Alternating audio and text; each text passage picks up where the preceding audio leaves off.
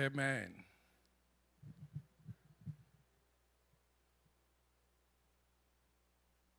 Dr. Hesday wants everyone to sit, come to the front a little bit. You come closer.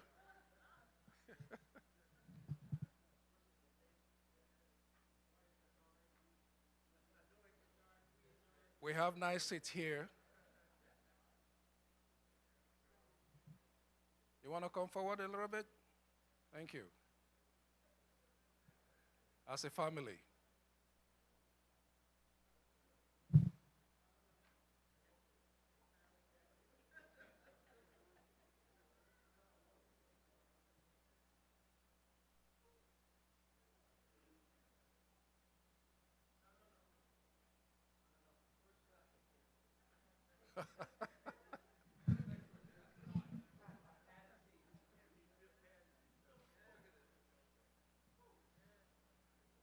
All right. You can come to the front. Come to the front. Yeah. That's good.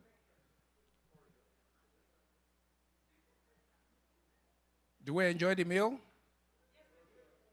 I hope everybody ate because this section is going to take a little bit, and I hope you prepare your questions. We have doctors who, if you have any question, if it's written, you can give it to me as time goes on. It can be your own personal health that you want to know, how you want to go about it, or something you want to know. So, but if you don't feel like, it's not going to be a question where each person have to be the moderator on that. So I would prefer you writing a question ahead of time. Let us pray. Father, we thank you once again. Thank you for your Holy Spirit in our presence. Lord, I commit the speaker before you. Lord, speak through him. In Jesus' name we pray. Amen.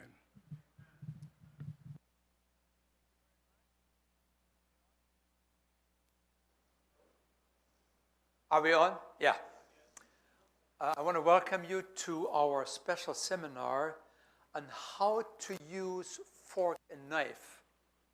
Fork and knife can be used as a destructive weapon, weapons of mass destruction, or fork and knife can be used as instruments of health, hope, and healing. You have more power over your diseases that are of a chronic nature than you ever thought possible. So today I want to spend a couple of hours with you to talk about the relationship of diet as it relates to overweight, heart disease, high blood pressure, diabetes, high cholesterol, angina, chest pain, and arthritis and depression. They are all largely influenced by the kind of food that you put at the end of your fork and knife. And many times people are totally unaware of this. Let me give you some ideas. Here you see some of the leading causes of death in our society.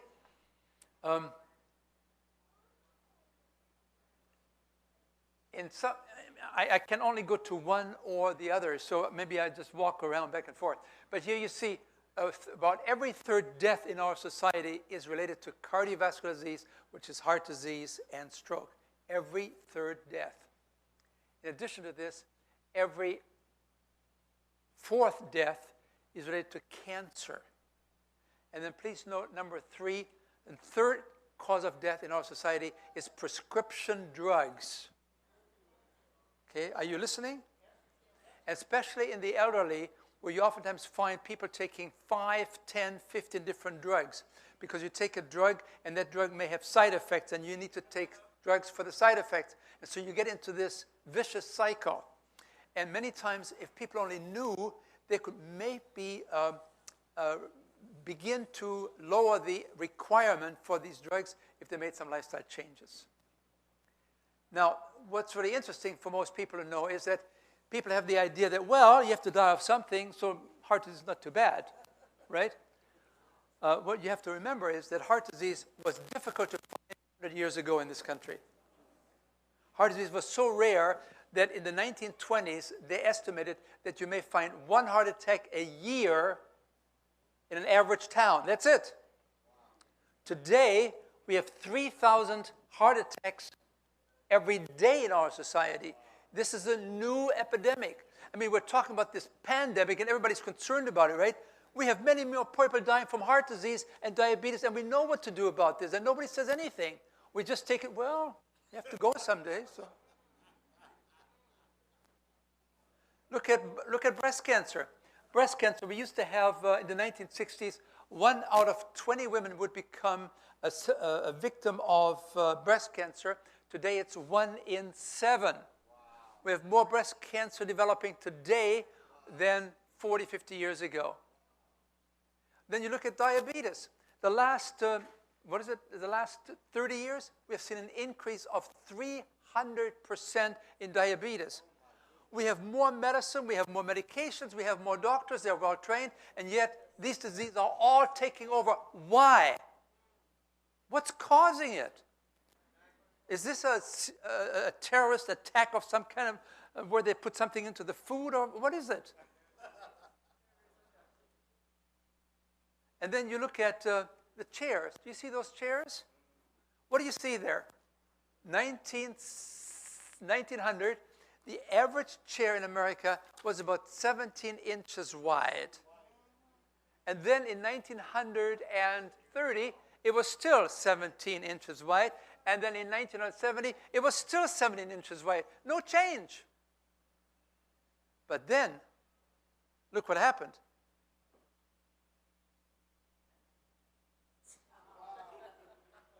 What happened in the 1970s, 1980s? Suddenly, the chairs all got bigger. You know why? No. They had some extra lumber up there in the northwest in Oregon. And they said, we'll just build bigger chairs so we can use it up and sell it. Is that what had happened? Or was it to facilitate the enlarging American derriere? I mean, they would refurbish the seating in stadiums. And the stadium may have had 50,000 seats. And now they put new chairs in. And now it only has 40,000 chairs. Why? The average person is getting larger. And especially since the 1970s and 1980s. Something happened in the 1970s and 80s. Let's take a look. So, but let's talk about obesity first. You know, the enlargement. We have seen now in our population, 70% of the adults are overweight or obese. How did this happen? Mercy. I mean, you're obese. I mean, you're very obese. The chance of becoming a diabetic is 7 times more likely to happen. It is much more likely that you become high blood pressure, hypertension, you develop heart disease, arthritis, asthma, sleep apnea. Look at this. It promotes the development of cancer of the breast and the prostate and the colon and cervix. These diseases are all related to obesity. It doesn't mean that obesity is causing it, but obesity doesn't help us. Are you with me there? People come to me and say, well, I have some problems with my legs, with my knees. I probably should get some knee replacement. And, you know, the person is maybe 120 pounds overweight. Of course it's hard on your knees. I mean, it's just like carrying 4 suitcases with you all day around. And then you feel tired at night and you say, oh, there's something wrong. I'm tired, I'm fatigued. Well, of course you're fatigued. You're carrying 120 pounds extra weight with you. You say, I can't really walk. I can't really run. Yeah, of course you cannot. You're carrying all those extra luggage pieces with you. So we need to really begin to focus on this. To be obese is a dangerous situation. It's not just a matter of cosmetics. I mean, has its own psychological effects, can have. But it's really the fact that it has an impairment on the physical well-being and the optimal health of the organs. Now, people have said to me, well, we have so much more diabetes, we have so much more breast cancer, we have so much more heart disease because we're living longer as a society. Because we all know that in the 1900s, 100 years ago, we had a life expectancy of 49 years at birth. A baby was born, 1900 could expect to live 49 years. Today, a baby is born, can expect to live 78 years. Guess what? We have gained how many years? 49 to 79 almost. That's how many years? 29 years that we live longer. And it's very glibly to say, well, thanks to medicine, we have made all these accomplishments, and in a sense, we have been so successful that we have become a failure because as we live longer, we have no more disease. Well, that's an argument that is oftentimes being presented. Here you see the answer. When you look at these chronic diseases, this is now American people that have at least 3 or more chronic diseases, right? Please note, if 45 to 64 years of age, you can expect in the years of 1966 to 2012, in those 16 years, you see 50% increase in chronic disease in this young group. Then you see a little bit of middle age here. It's, again, 56% increase. And you go to people over 80 years, again, 50% increase. We have seen an increase in chronic diseases regardless of age. As a matter of fact, when I went to school some years back, we were told when you see a woman or a man that is 60 years of age and fat, well, we don't use that word today anymore. We just say slightly overweight, right? I mean, pleasantly plump, right? But, you know, the person is carrying extra weight. When you see that kind of a person at that age level, you must test for diabetes because that person is probably a diabetic. Obesity and diabetes go hand in hand. They're cousins, right? Well, guess what?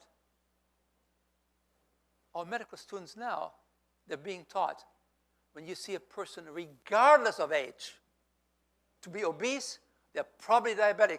They're 30 years of age, they're 20 years of age, they're 15 years of age, they're diabetics because they're obese. We used to call it childhood diabetes. It's no longer. This is called now adult onset diabetes regardless of the age, and so we now call it type 2 diabetes. So there's a real change in the development of these chronic diseases in our society. It's not related to the fact that we're living longer. By the way, we are spending more money on medical care as a society than anybody in the world. The next country, we spend twice as much on medical care than the next country in the world on medical care. And yet we're only number 54 in life expectancy in the world. So money doesn't buy you longer life. What gives you longer life is how you choose to live.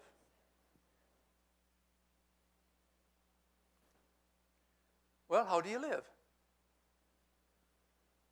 Remember I said to you, something happened in the 1970s where all of a sudden people began to gain weight. We have more of these chronic diseases. Why? Well, there was a major dietary revolution in America in the 1970s. And here you see what happened. 1972, fast food emerged in the American society. And you see today, you have, it has gone from $3 billion to $205 billion in fast food. I mean, 48% of the food that we eat nowadays is eaten out. I mean, people no longer cook as much as they used to. They used to prepare their own food. They would eat at their own table. Now we eat at other tables, commercial tables. We have seen a dramatic revolution there. And we have not really taken note of it, except that we're beginning to say, this kind of an eating out program probably is also directly related to the kind of chronic disease that we're developing in our society. Well, let me give you some examples. Epidemiologists that are studying the frequency of disease in different countries, they have found that whenever a country is being evaded with an American diet, they're developing American diseases. Are you listening? So you can go with me to Japan. 1952, the University of Tokyo, the medical school, would buy coronary arteries from Johns Hopkins University. Of course, the people had died first, right? And then they would take the coronary arteries and sell them to the Japanese medical school so they could show medical students in Japan what killed every second American heart disease, because they didn't have it in Japan.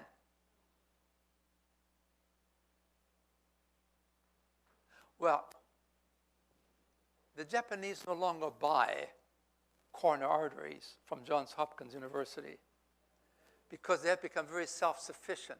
They make their own coronary arteries now. And today, in Japan, coronary artery disease is the number 2 cause of death. You eat like an American, you die like an American. Now, that is now Japan. I can take you to China, 1978, ping pong diplomacy, Nixon and so on, and we now began to introduce Western foods to China. It was difficult to find heart disease. It was difficult to find high cholesterol levels in China. Today, you go to some of the large urban centers, you think you are in America. It's not much difference. The only difference is that they have more air pollution today in China than we have here in America. But when it comes to these chronic diseases, they're everywhere now. It was difficult to find a high cholesterol in China in 1978. The cholesterol normal there were between 90 and 130 points. In America, then it was 300. And cholesterol is the main driver of this disease, of these diseases called chronic diseases, especially as it relates to the circulatory system.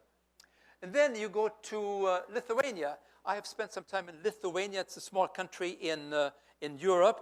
It's right next to the Russian bear. In 1991, the Russians that were mastering Lithuania after the war, they were kicked out of Lithuania, and the Americans now brought in the West. Get rid of the East, bring in the West. Guess what happened now? Now they have democracy, they have free market concept, voting rights for women, all these kind of things happen. They also brought in pornography. And they also brought in Western foods. That's also kind of a pornography, isn't it?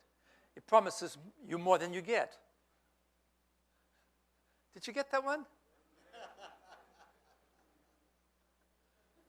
And with the Western foods, in Lithuania, the death rates since then have doubled. Today, 60% of all the deaths in Lithuania are heart disease and strokes. They were doing better under the Russians. Of course, they had some drinking problems and liver disease and so on. But you see, when you bring Western foods in, and you have to think of Western diseases. And then you come to Saudi Arabia. I was there not too long ago, and we had some presentations there. And it was absolutely amazing to me to see women, especially women. You didn't see anything except 2 eyes. But they would begin to open that up as they stood in line of McDonald's. Long lines. And the children were with them too. And the children were chubby. And the women were chubby. And the men were chubby. I mean, I've never seen so many pregnant men in my life as in Saudi Arabia, because they all look like, and then they, I mean, they look at least second or third trimester. And what happened in Saudi Arabia? Well, we brought the West in, right? Western diseases, fast foods. And so when you begin to make those dietary changes, you begin to see the change in the habits of people. Because they no longer eat potatoes, they eat potato chips. They no longer eat corn, they eat corn chips. They no longer eat beans, they eat burgers. They no longer drink water, they drink soda pop. And so the country began to change, the society began to change in response to these new foods that were flooding the market and were promoted by large, powerful market interests. So with that also, you would no longer rely on eating at home, but you would eat out. You also would no longer deal with slow foods, but you now would settle for fast foods. And you see, here's a very important slide. This is where the energy comes from. When you eat food, the energy in food comes from what we call carbohydrates, protein, or fats. These are the three energy carriers. And please note, you see on the left side there, you see the green bar. This is what it was like many, many years ago. This is what it was like in countries where they didn't have breast-run diseases. You see the green bar, that means most of the energy that came from carbohydrate foods. What are carbohydrate foods? Starchy foods, such as potatoes and roots and potatoes and whole grains, not white flour, whole grains. This is where the carbohydrate energy came from. You see, this is what societies do that don't have chronic diseases. And of course, you see the blue line, that's the protein intake. Whenever you have, and these are basically a plant-based diet, vegetarian diets. People don't have the money to turn good food into animal products, and then you eat the animal. And it's not very, very efficient, the transformation. You lose 90% in the process. And so you also see the protein content increased over time. You go from the left side to the right-hand side, and you see the blue becomes larger and larger, and societies began to focus more and more on animal protein. At the same time, you see the red bars there. This is the fat content. The fat content was very, very low in these societies, but then with industrialization and with food being supplied in terms of fats and oils and grease. We didn't have oils 150 years ago. This is a new invention where you take corn and you take the oil out and then you sell the oil. People would get their oil, their fats, from the food as it was designed by a master designer. You have coconut oil now, which is the latest fad. And people think, well, coconut is oil. It looks very clean. It looks very pure. It comes out of nature.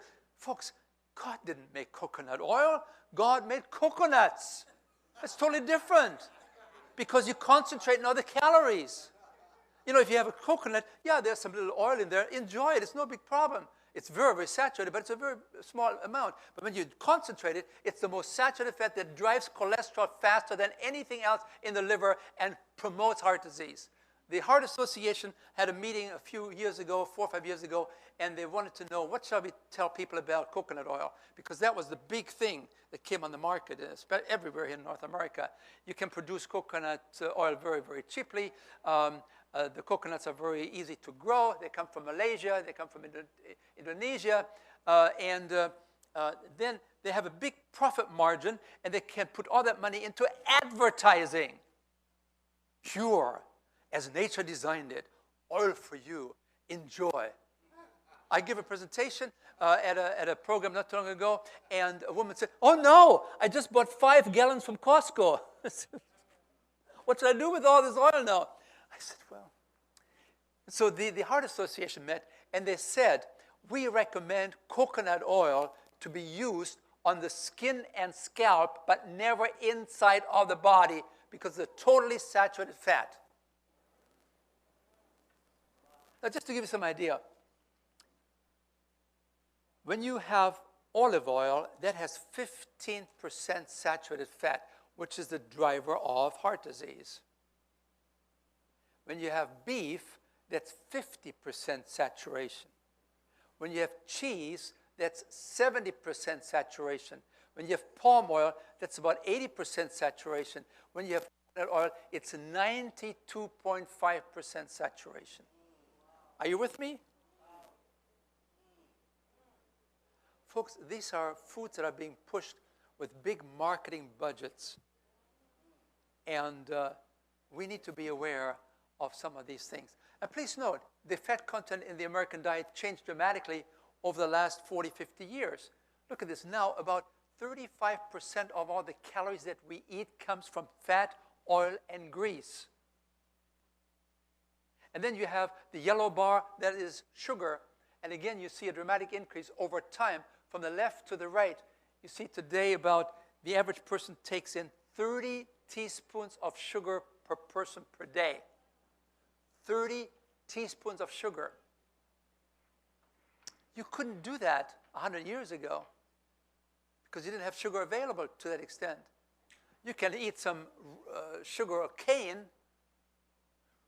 and you chew quite a bit to get a teaspoon of sugar out of that because God knew how to package it for you, so it couldn't do much harm. But we can extract that now, and we make sugar available everywhere. We can extract oils now. We can make them available everywhere.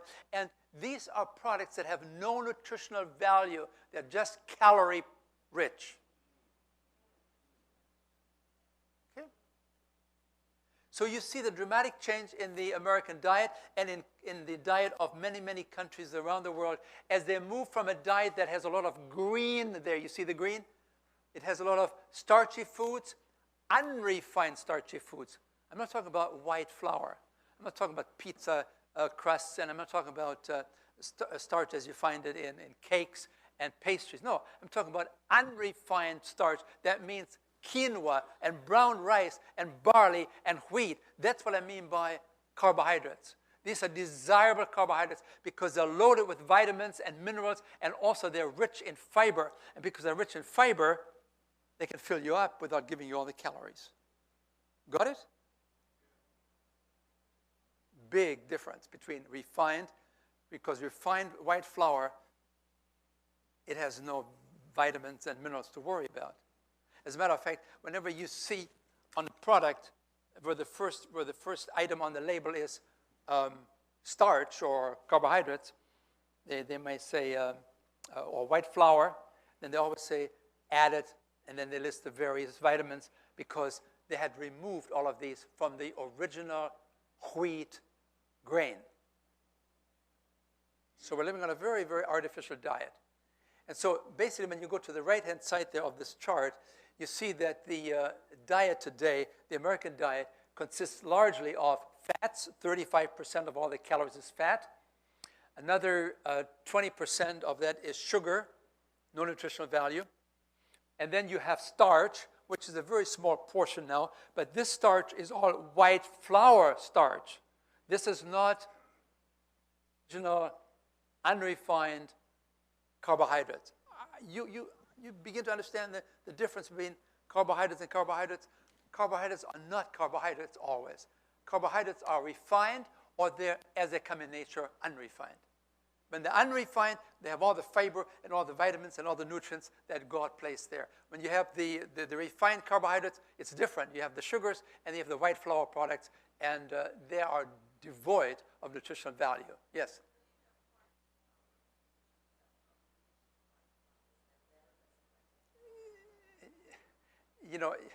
It's a difference. Do you want to be killed by hanging or by shooting? The difference is not that big, okay? I appreciate the question. But the issue really is brown rice versus white rice. The issue is eat grains that come in nature the way it is, or refine them and turn them into white flour products. Totally different, okay? Yes. Wheat flour, if you have whole grain wheat flour, you're better off than if you have refined white wheat flour. Yeah. Oh, you're ahead of me. We come to that later on, okay? Just let's stay with the topic, otherwise I'll never get finished, okay? Okay, so that's the first lesson we want to really take home. And that is, whenever you have this kind of a diet composition that you see on the right-hand side, which is high in animal products, which is usually then, an animal product is always high in fat. When you eat cheese, cheese is 70% fat. When you eat a steak, that's 75 to 80% fat. You think, oh, I have my protein now. No, you have your fat. It's marketing. So we have a diet that's high in fats, it's high in sugar, it's high in white flour, and it's high in animal protein. And that's a prescription for developing and creating chronic diseases, unlimited. Whenever you find this kind of a diet composition that you see on the right-hand side, that's the American prototype, you will always find American diseases in that society.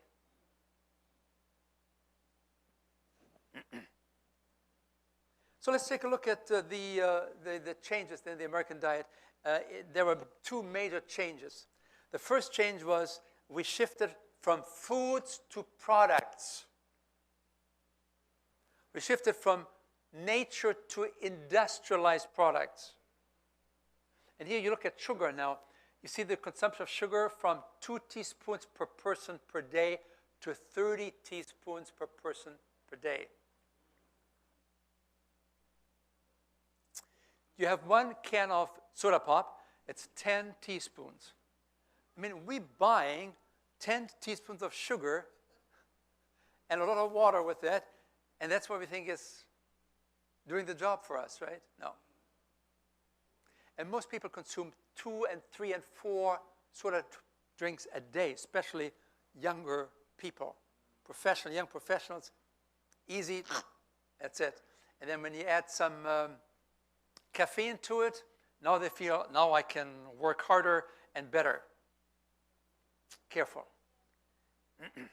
So there you see, the average family of 4 consumes about 35 cans of soda pop a week. Folks, there's no nutrition there. It's just sugar or water. And then you look at this banana split, 25 teaspoons of sugar. You look at 1 tablespoon of corn oil. That was extracted from 14 ears of corn. You could never overeat calorically in the old days on corn products because they didn't have corn oil extracted in those days. If you wanted to get 1 tablespoon of corn oil, you would have to eat 14 ears of corn. Can you eat 2 ears of corn? 14. But you see, it concentrates the calories into smaller volume, and it makes it much, much easier to gain weight. So now we have corn oil, right? And look at this. You have, these are corn chips, right? You have a small bag that's about 9 ounces. It's about this size, okay? Small package, you know what they look like, right? You have almost 1,500 calories in there. That's half a pound of fat that goes on your body. I asked my medical students, how long will it take you to eat 1 tube of Pringles? Oh, they said, we just inhale them. I said, well, give me some numbers. So they had a little discussion about this, and then they said, well, it probably takes about, we figure 13 minutes. So in 13 minutes, you can eat 1 tube of Pringles, which is 1,000 plus calories. You can eat this in 13 minutes. So I said to them, now if you run out of Pringles and you'd have to eat potatoes, how many potatoes would you have to eat if you want to get 1,000 calories? Remember, Pringles, 13 minutes, 1,000 calories. Whole potatoes, they said it'll take us 13 days. I mean, you get the idea? You cannot overeat calorie-wise on potatoes because they have so much water and they virtually have no oil or fat or grease in them unless you add it to it. So there it is. Take a look. 1,000 calories, Pringles. You can eat 10 times more potatoes in weight and you get the same number of calories. Do you see the design of man versus the design of master designer?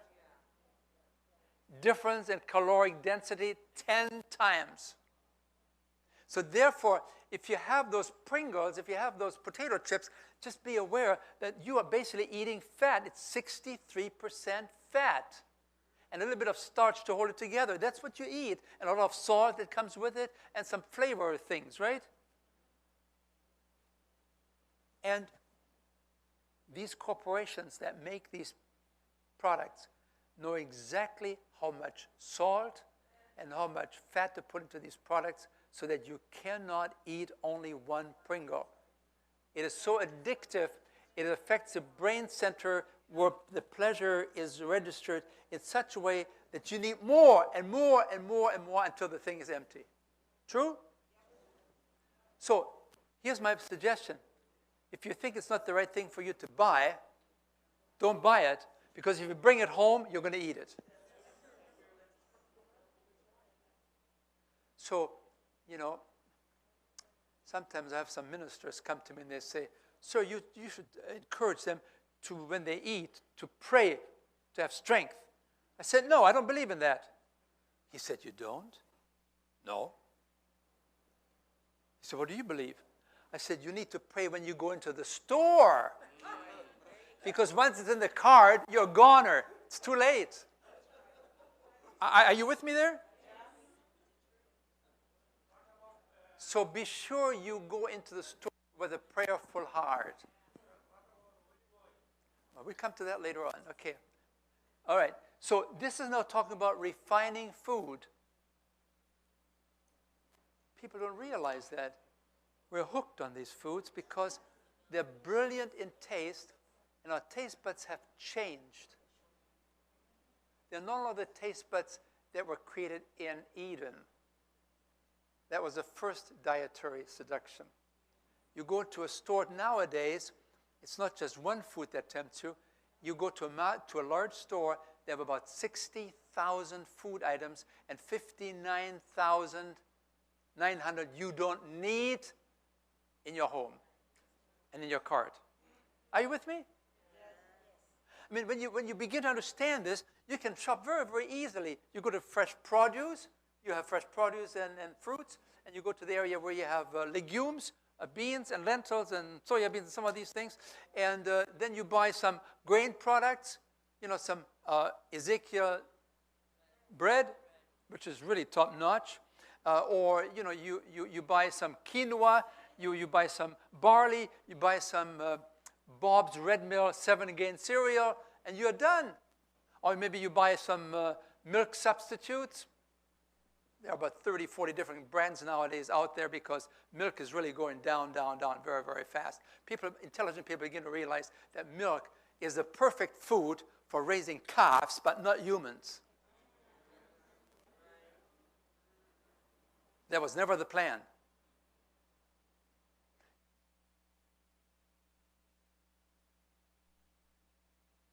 Are we still on? Okay.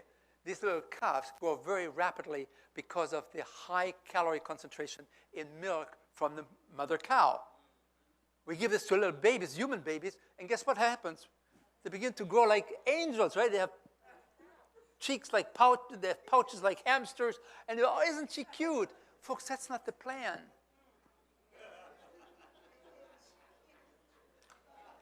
And then once you have established these habits early in life, during the first 12 months, they stay with you. Your taste buds begin to adjust to that, and you're stuck with them. So, I mean, we should have these kind of nutrition classes for young girls, young ladies, young brides, you know, before they have their children, because these diseases begin in utero.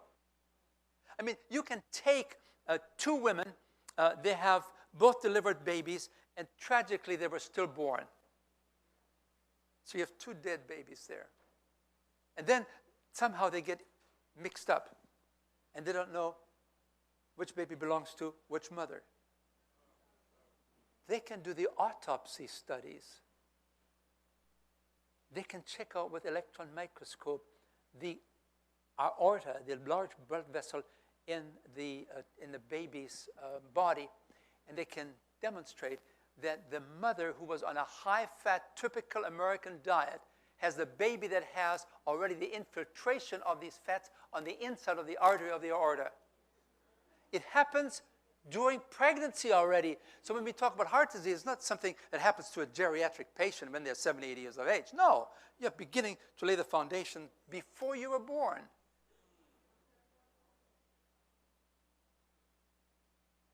And so here you see what the industry has done.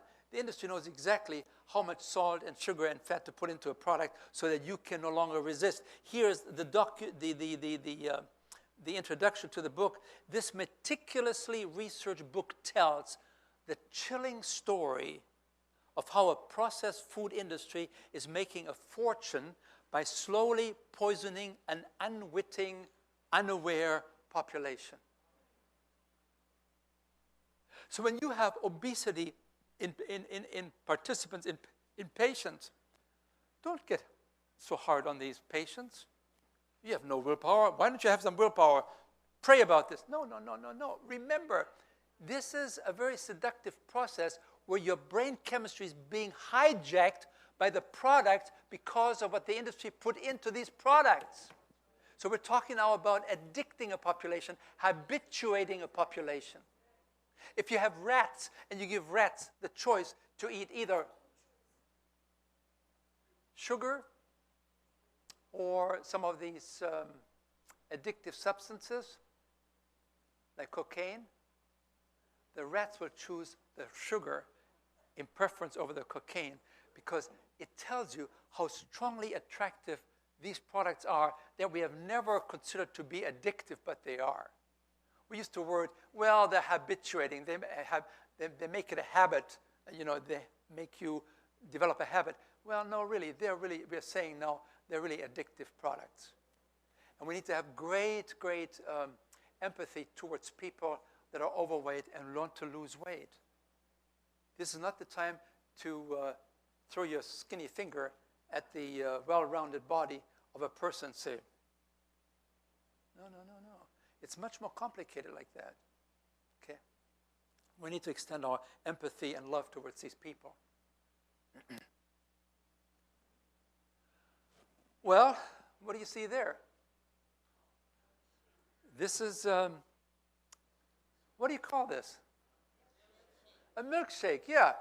Okay, the young man is taking out his girl. He wants to impress her. He takes her out to Dairy Queen, and they have a big, big milkshake there, 24 ounces. I mean, he's very generous. He wants to show that he is not stingy.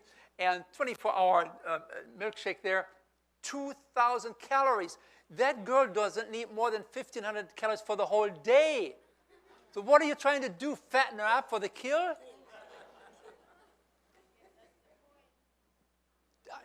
I mean, do you see how our culture is really unwittingly making it difficult not to become overweight and develop these diseases? And so this is the American diet, where 44% of the calories that we eat, half of the calories we eat, have no nutritional value. Sugar has no nutritional value. Fats and oils have no nutritional value. Alcohol has no nutritional value. So about 44% of the calories that we eat in America have no nutritional value to speak of. And so we are actually a population that is becoming overfed and undernourished.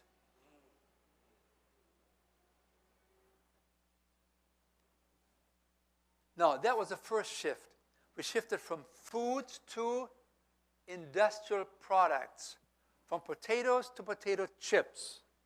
You got that, right? So now I want to talk to you about a second shift in the diet, and that was to shift towards more and more animal products, particularly chicken, because chicken was considered to be a healthy product because it was white meat versus red meat.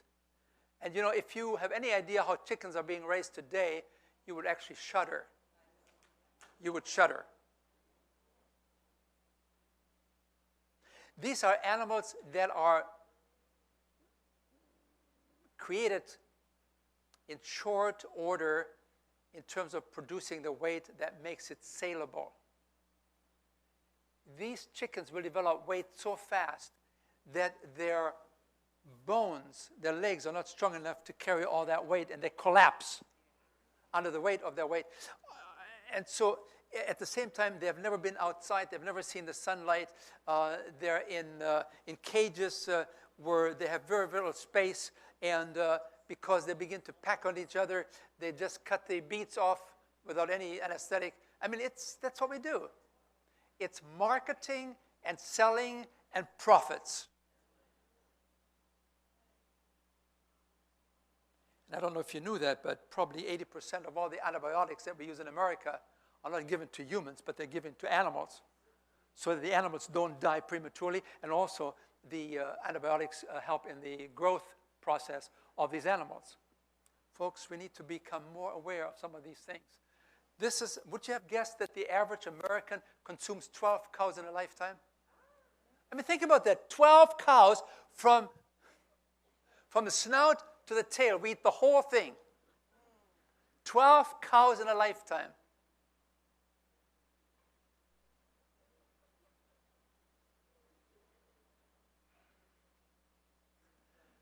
cows were designed to be companions to humans for pleasure and joy. Do you know that we kill every hour in this country 1 million animals every hour? And then we make our stomachs the graveyards of these poor beasts. 1 million animals every hour. Hello? These are factories that produce these animals under rather inhumane conditions. And then it's not just that we have 12 cows, but the average American also consumes 25 pigs, hogs. And these hogs, they don't run around. They're in cages or in special containers. And they're just breeders until their life is over.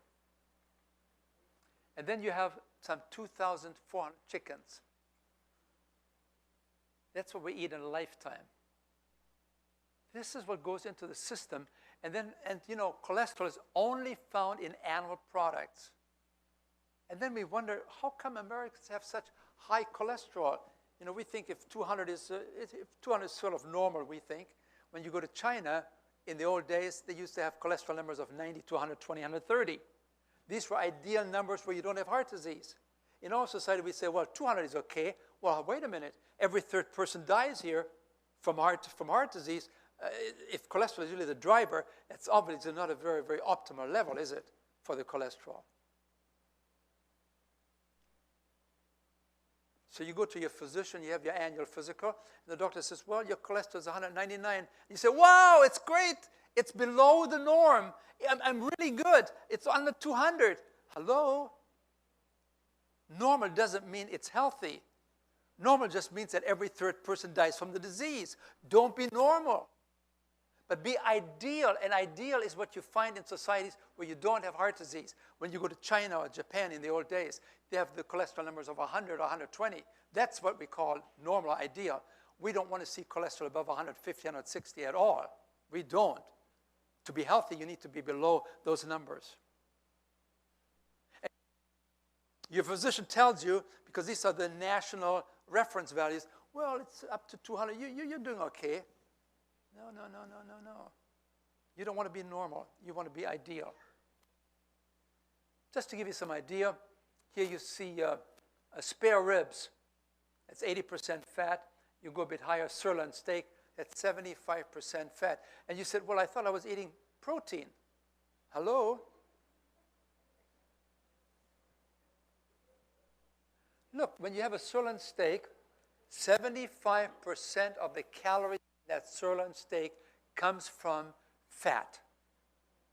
And it's mostly saturated fat, which drives the liver to make excess amount of cholesterol.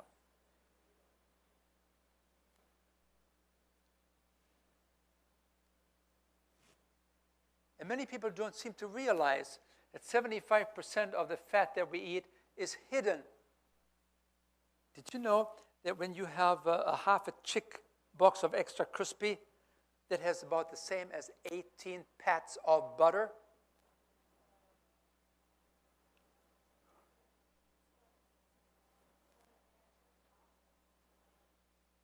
What's that?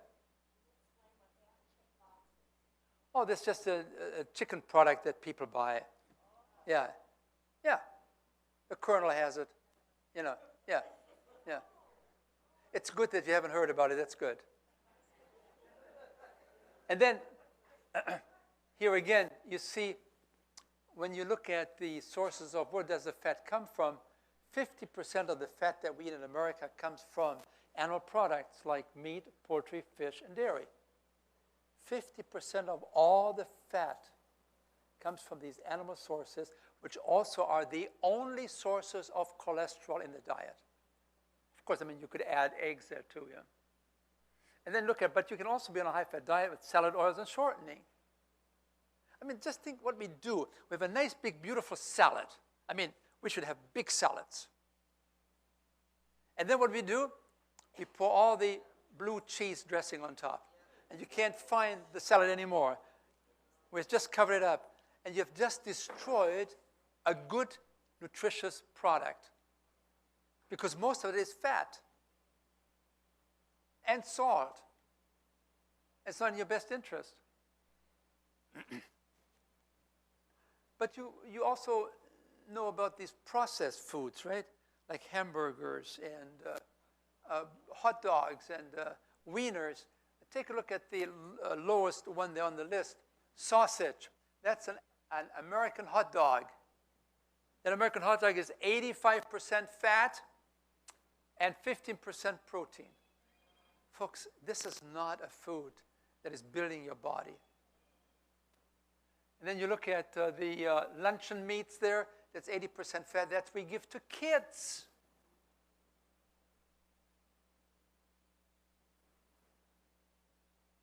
So all these sausages, they're very high in salt, they're very high in fat, they have no fiber to speak of that we need. And so these are products that are not in your best interest to promote health. Here you see the World Health Organization declared in 2015 that processed meat as a group was a carcinogenic product. When we talk about carcinogenic, that means it's cancer producing. They can actually tell you the amount that is needed to produce a cancer, and the more you have of the product, the more likely you will develop these cancers.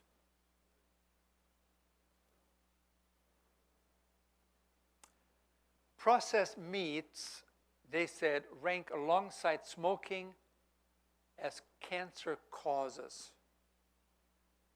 You know, we're so hard on tobacco, and which is justifiably so, yet at the same time, you know, we don't think of anything at all to have some of these sausages and these meat products in our diet.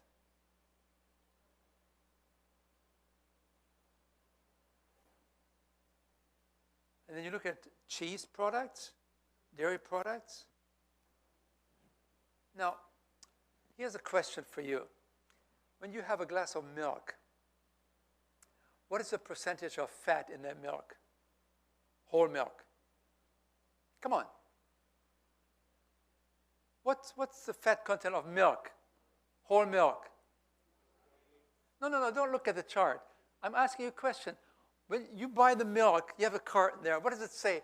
Milk, the fat content is what? 3%. Yeah. You don't use any milk products. You don't seem to know this. Milk is 3% fat. That's based on the amount, on the basis of weight. So if you have 100 grams of milk, 3 grams come from fat. Okay? But the body does a totally different calculation. The body says, what is the amount of fat in terms of the total calories in the product? So when you look at a glass of milk, you can be assured that this is about 160 calories. And of these 160 calories,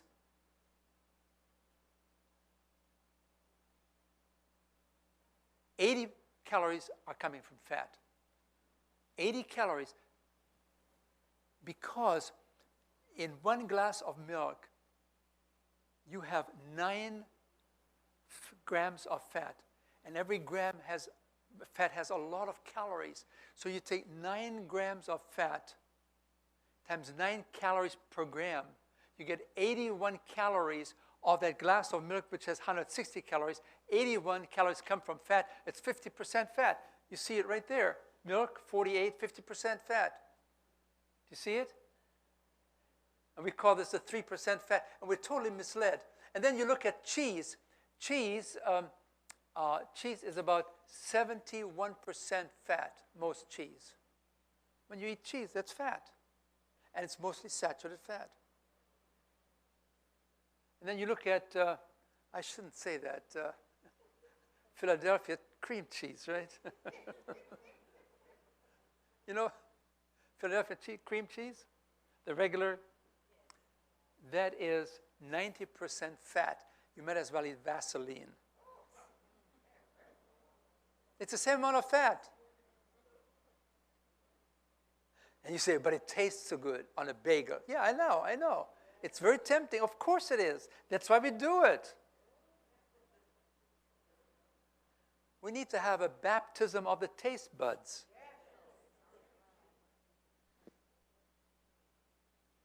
And so cheese has become the #1 source of saturated fat in the American diet. There's more saturated fat coming from cheese than any other food source.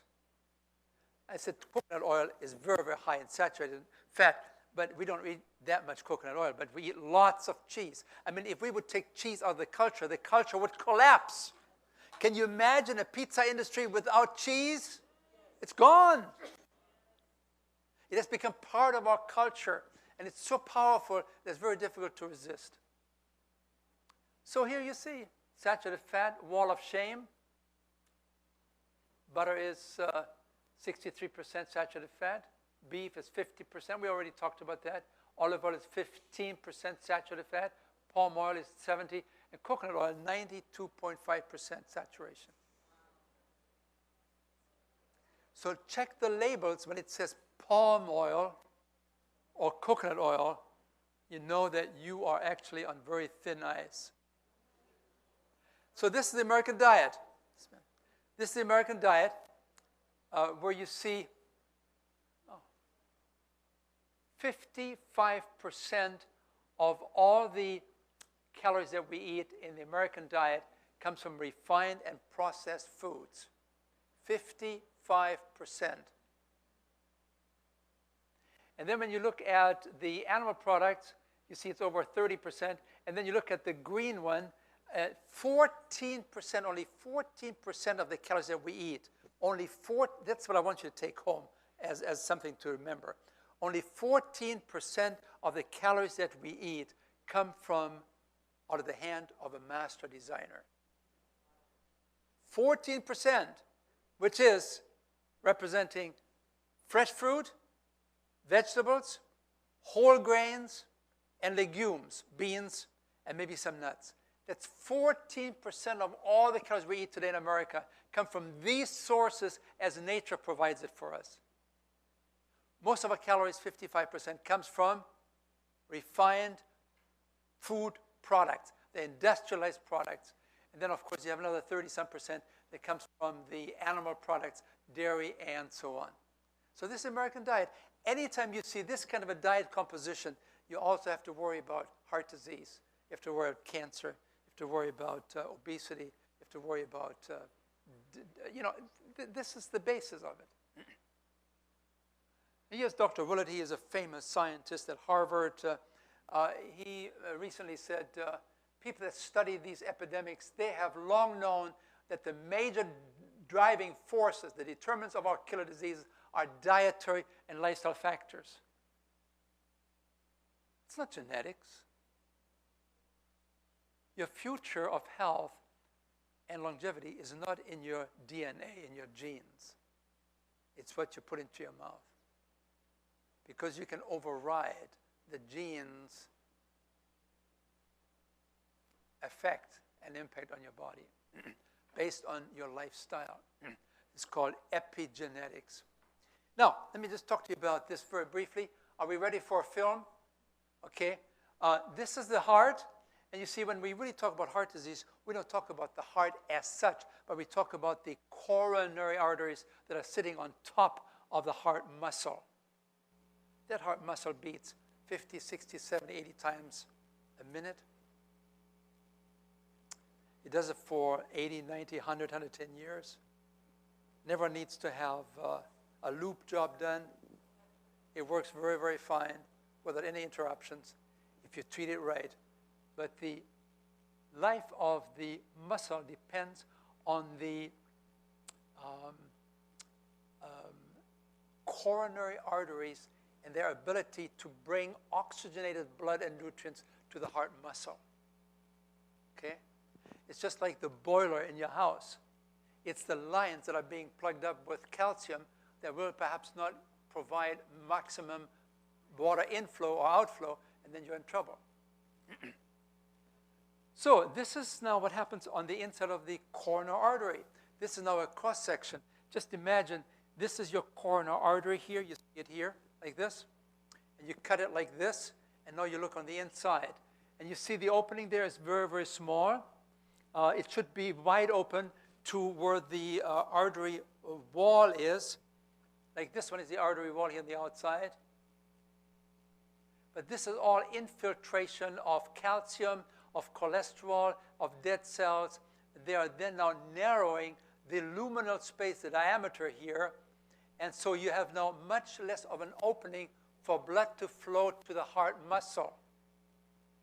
And when that happens, at a critical point, you develop angina pain. Angina just means I cannot get enough oxygen to my heart muscle because of these narrowed arteries. Please.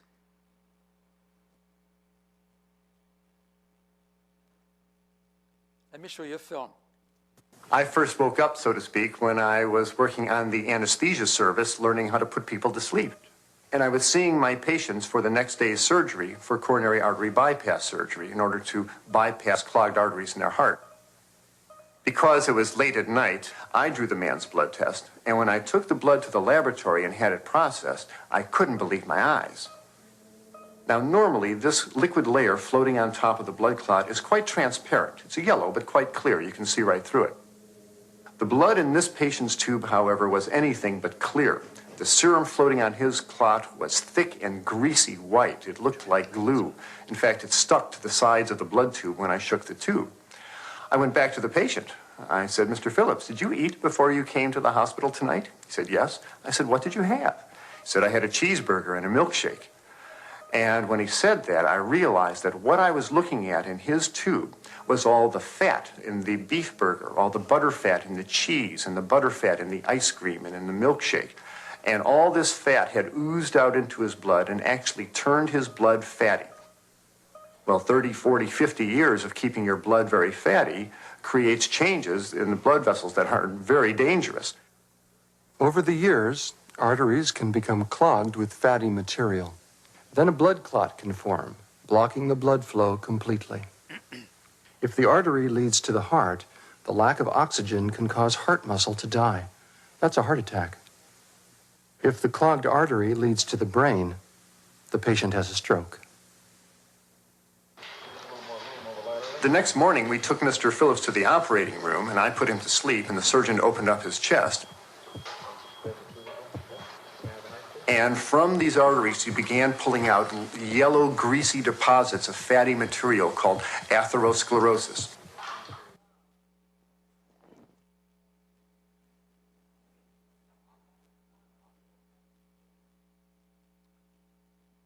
Ladies and gentlemen, you saw the underlying disease process that kills and destroys more human health than anything else. The process is called atherosclerosis. That means a narrowing and hardening of the inside lumen of the blood vessel. It's an infiltration. It's a sheath that is building up on the inside, and it starts in utero. Let me give you some idea. Here you see you're born with clean arteries. By the time you're 20 years of age, you already have 20% narrowing. By the time you're 45 years, you have 60% narrowing. By the time you get 70, 80% narrowing, then you develop the first symptom sometimes. That's called chest pain, angina. So when you have angina pain, you're actually very lucky because you know I have at least 70% narrowing. I better make some changes right away. I say you're lucky because if you don't have this kind of symptom, then you may not realize that you are in grave danger. And for 49% of the people, the first sign of heart disease is sudden death. So that's why I say if you have some angina, at least you have a warning. They did a study. Let me go a bit further here. But this disease called atherosclerosis, this narrowing process, is not only affecting the coronary arteries, the arteries to the heart, but it's affecting all the arteries to the brain. So you have to worry about strokes. You have to worry about dementia. You have to worry about mental compromise. You have to worry about hearing loss. You have to worry about visual losses. They're all interrelated with the circulatory system that is no longer functioning optimally because the arteries, they have become narrowed down, and you cannot bring enough blood to these organs, the eyes and the ears and the brain and the heart and the kidneys and the feet and to the male sex organ. They did a pretty big study there. They had 300 people with impotence, and these were men over the age of 45. And you have to know that probably 40% of the men in America over 45 years of age are already impotent. These are statistics. So they did 300 men. They had been impotent for 3 to 5 years. And then they checked out their coronary arteries. And the presence of impotence or lack of sexual desire or sustaining an erection process. This thing could predict heart disease with 81% accuracy. Do you know what it means when I talk about the canary in the mine? Do you know what that means? What does it mean? No. Remember in the old days? Canary in the mine means there's gas in Yeah, exactly. You know, these miners, they would carry in a cage a little bird, a canary, and if the bird began to falter or began to have difficulty in staying alive, they would rush upstairs to get oxygen to their system because they knew there were poisonous gases down there in the tunnel. Impotence is the canary in the mine when it comes to heart disease. It becomes one of the first predictors that the arteries are clogging up inside your body.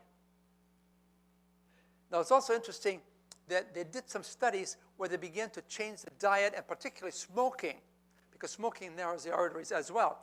They did some lifestyle changes, and they were able to reverse the impotence in many of these men. You don't need the blue pill. You just begin to follow guidelines that come to us in the concept of, what's the Weimar program called? The New Start program. That's right. Yeah. So just imagine. So when you have some difficulties below the belt, or women where the erectile tissues are no longer quite functioning as well as you would like them to do, again, these are for both men and women predictors that it's not only the small penile arteries that are narrowed down, but also the larger coronary arteries. And that's why the penile arteries, they occlude, they narrow much faster, and so they become a powerful predictor that the same thing is happening all over the body. So we are talking here now about a systemic disease. Systemic means it affects the whole system. It's not just the coronary arteries. It's affecting all of the major organs in the body. And then there was a lady that 150 years ago talked about these kind of things. Her name was Ellen G. White. And she talked about that perfect health depends on perfect circulation. How did she know this? She was not an anatomist. She didn't know anything about coronary artery disease. How did she know that perfect health depends on perfect circulation? Tell me.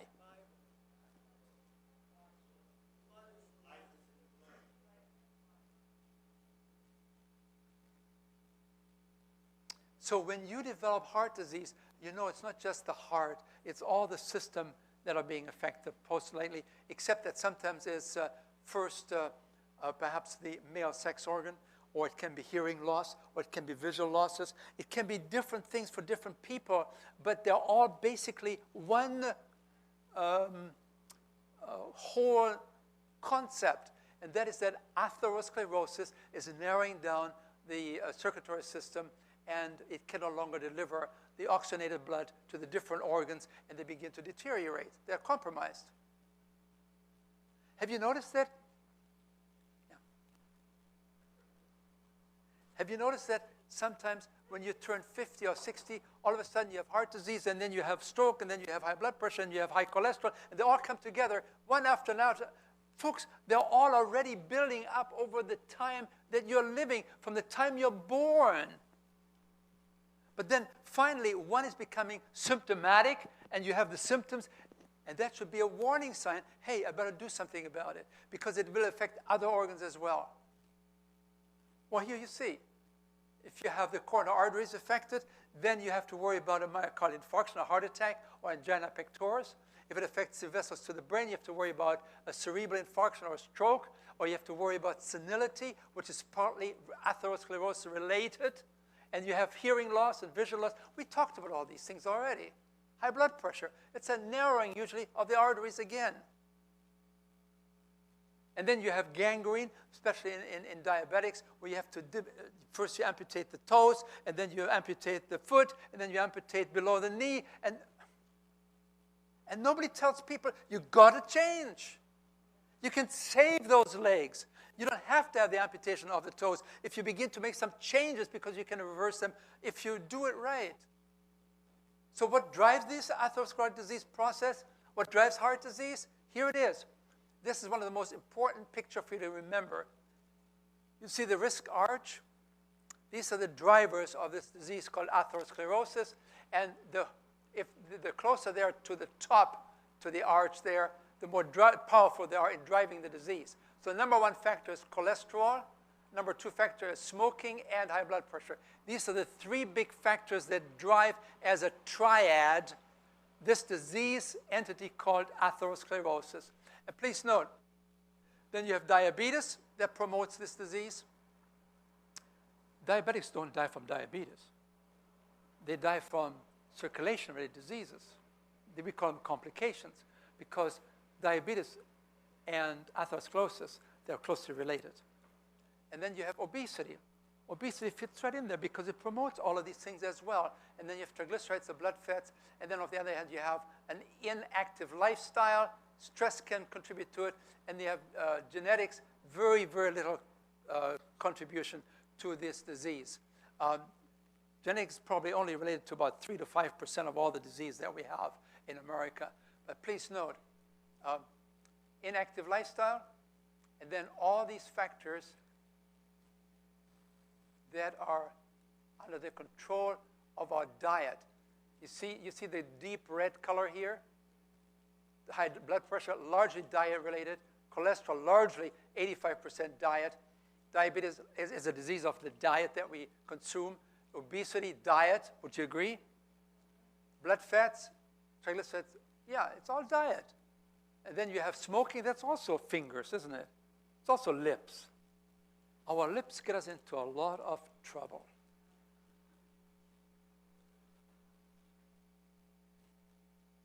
Just to give you some idea, if you have a very high cholesterol number, like 310, when I went to school, that was considered to be normal. Okay? That's right. So we have a high cholesterol of 310, you have high blood pressure, and you're a smoker, you have diabetes, and you didn't pass the treadmill test, and the chances of dying within 6 years of a heart attack is 14%. Okay, so you got this one, right? 35-year-old man, likelihood of dying from a heart attack in 6 years is 14%. Now, compare this to a man that has ideal cholesterol under 160, 150, normal blood sugar, blood pressure, no smoking, no diabetes.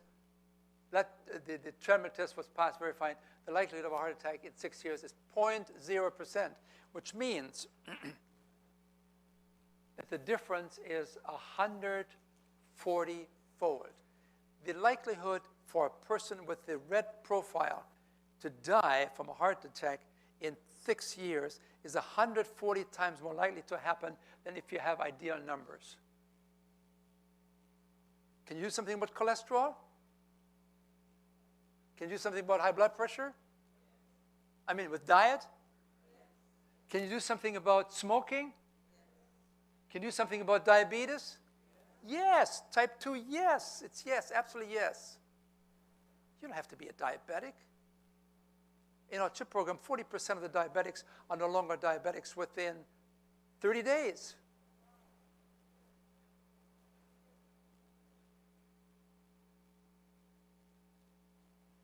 It's absolutely amazing. I talked about this morning that the new medicine today is intelligent self-care. Take care of yourself. Decide what you want to accomplish. Do you want to be around and see the grandchildren growing up, or do you want to just call it quits? It's up to you. Just make the choice with fork and knife. So 140 times, 144 difference in the likelihood of dying within 6 years for a 35-year-old man based on these risk factors.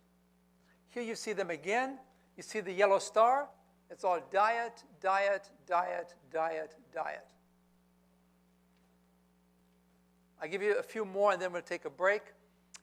This is a big study done on some 325,000 people. It cost some $30 million, one of the biggest studies ever done. And what they found is that people who had the lowest cholesterol, as you see here, of 150, had the least likelihood of developing heart disease. Just a minute here.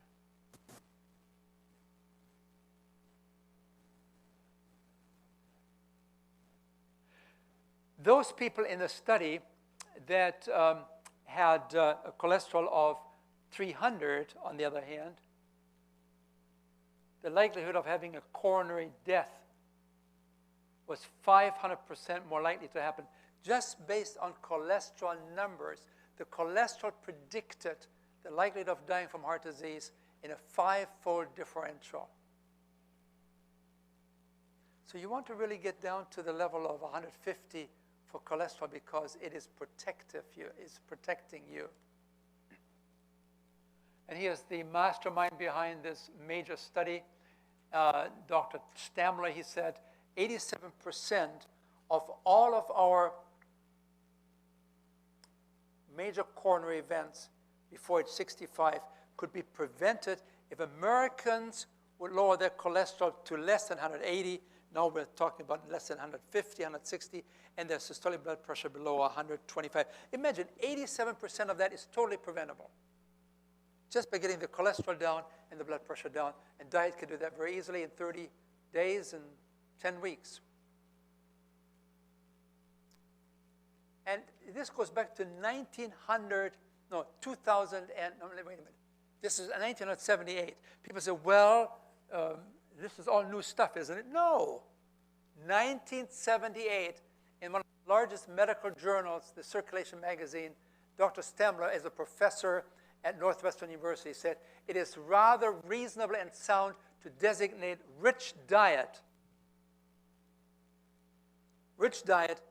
as the primary and the essential and necessary cause of the current epidemic of premature atherosclerotic disease.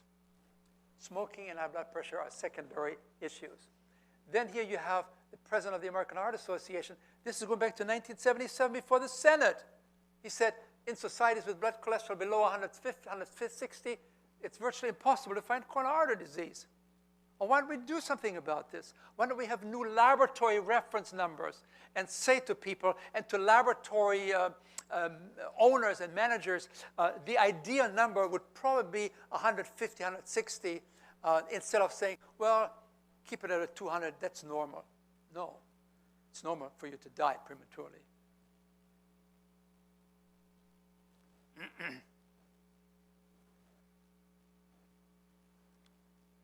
Okay, here's Dr.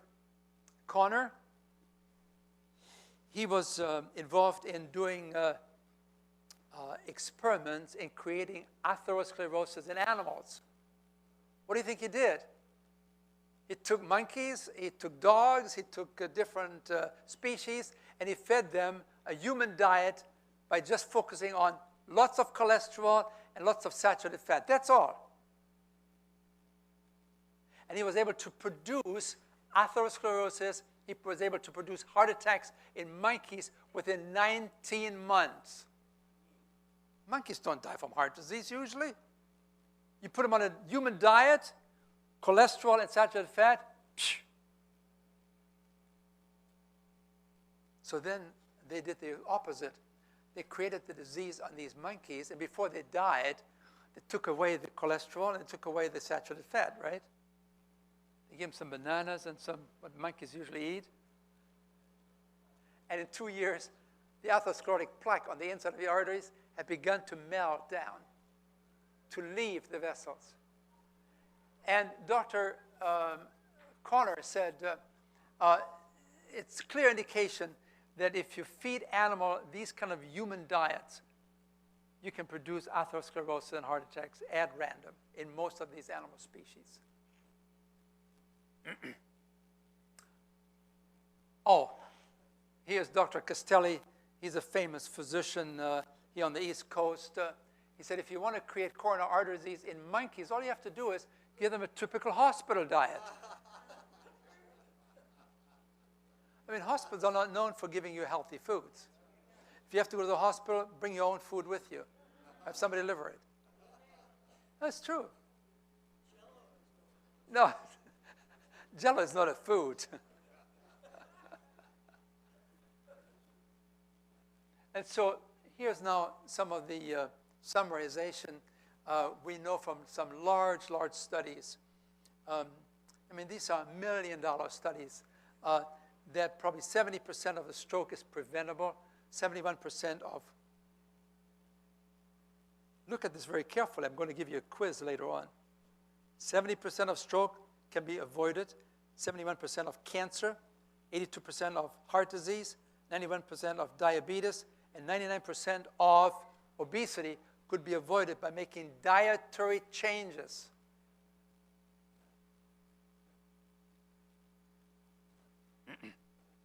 He's a Surgeon General. He said, one personal choice seems to have influence on our long-term health prospects more than any other. What do people eat? You want to live a long life? You want to have less disease? Choose what you want to eat. And so before we take the break, I want to take you back here to Loma Linda. This is the medical center there. Loma Linda is known as the Blue Zone. You know what the Blue Zone stands for? In these blue zones in the world, people live longer than anywhere else. These are where the centenarians live, people over 100 years of age. Loma Linda is a blue zone. My neighbor is 104 years of age. He was still doing surgery at the age of 95. He was one of the top surgeons in California. Then you see another lady there, Margie. She is 106 years of age. And she was interviewed by National Geographic, and the reporter came to see her, and she said, I have no time for you, really. I'm a volunteer. I have to help people, but you can get into my car, and we can talk about it there. So she rolled out her new Cadillac at the age of 106, and the reporter got in, and she just toured down the road at high speed. And he said, what are you in such a hurry? She said, man, I don't have that much longer to live. 106 years of age. But you know, these people are all vegetarians, and they're very health conscious. I mean, you can be a vegetarian and still be a junk food eater, right? Right? So when we talk about vegetarian, we talk about healthy. We talk about plant food eating people that are also using whole foods, not fractionated industrialized foods that we talked about earlier, right? So you eat foods as it comes in nature. These people, blue zoners. I'll give you another example. There's some blue zoners in Okinawa in Japan and in Sardinia in Italy. And what they have in common, what these people all have in common in different cultures is that they're all basically, they have a supportive family relationship. They don't smoke. They have plant-based diets. They have lots of legumes. They're all are involved in some activity, gardening or walking, and they're socially engaged. They're not isolated. And then you can come to Loma Linda, and you know, Loma Linda kind of stands out a little bit here because Loma Linda are known for eating nuts. Half handful of nuts every day. Okay? Lowers your heart disease risk by 50%.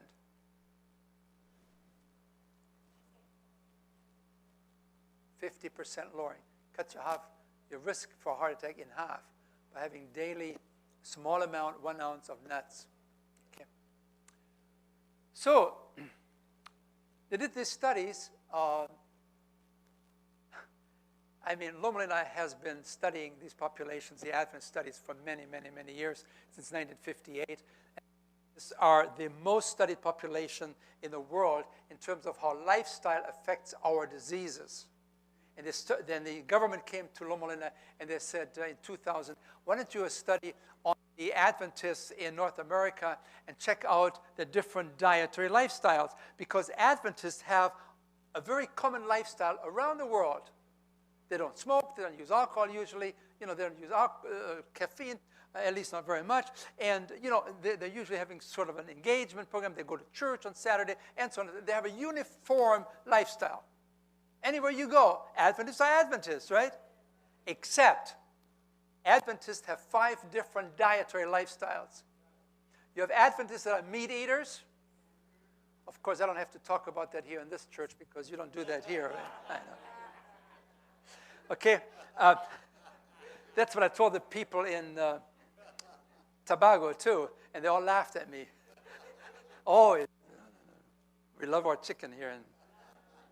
Okay, so there are 5 dietary lifestyles among the Adventists around the world. Some of them are meat eaters. Some of them are lacto-ovo-vegetarians. They are not eating meat, but they're eating eggs and cheese, dairy products. And then you have people that are sort of quasi-vegetarians. They have some meat once in a while. They're not really vegetarians, and they're not really meat eaters. They're sort of in between, okay? And then you have a third group, and these are called the, these are now the Pesco Vegetarians. These people are eating no animal products except they eat fish, okay? And then you have one that is pure vegetarians. So what are the 5 groups? Meat eaters, some meat, lacto-vegetarians, fish-eating vegetarians, and pure vegetarians. And so they said, follow these people for 7 years. So they would do this, and some of you may have been in, you were in some of these studies probably. How many of you were in the Adventist Health Study number 2? Can I see your hands? 1, 2, 3. I want to thank you for the contribution that you have made to science. Thank you very much. Here's what they found. You remember those big questionnaires that you filled out? Took you 4 or 5 hours? Yeah. Here's what they found.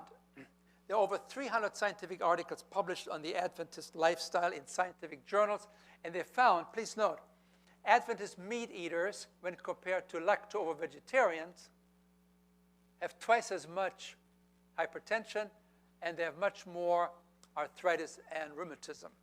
Okay?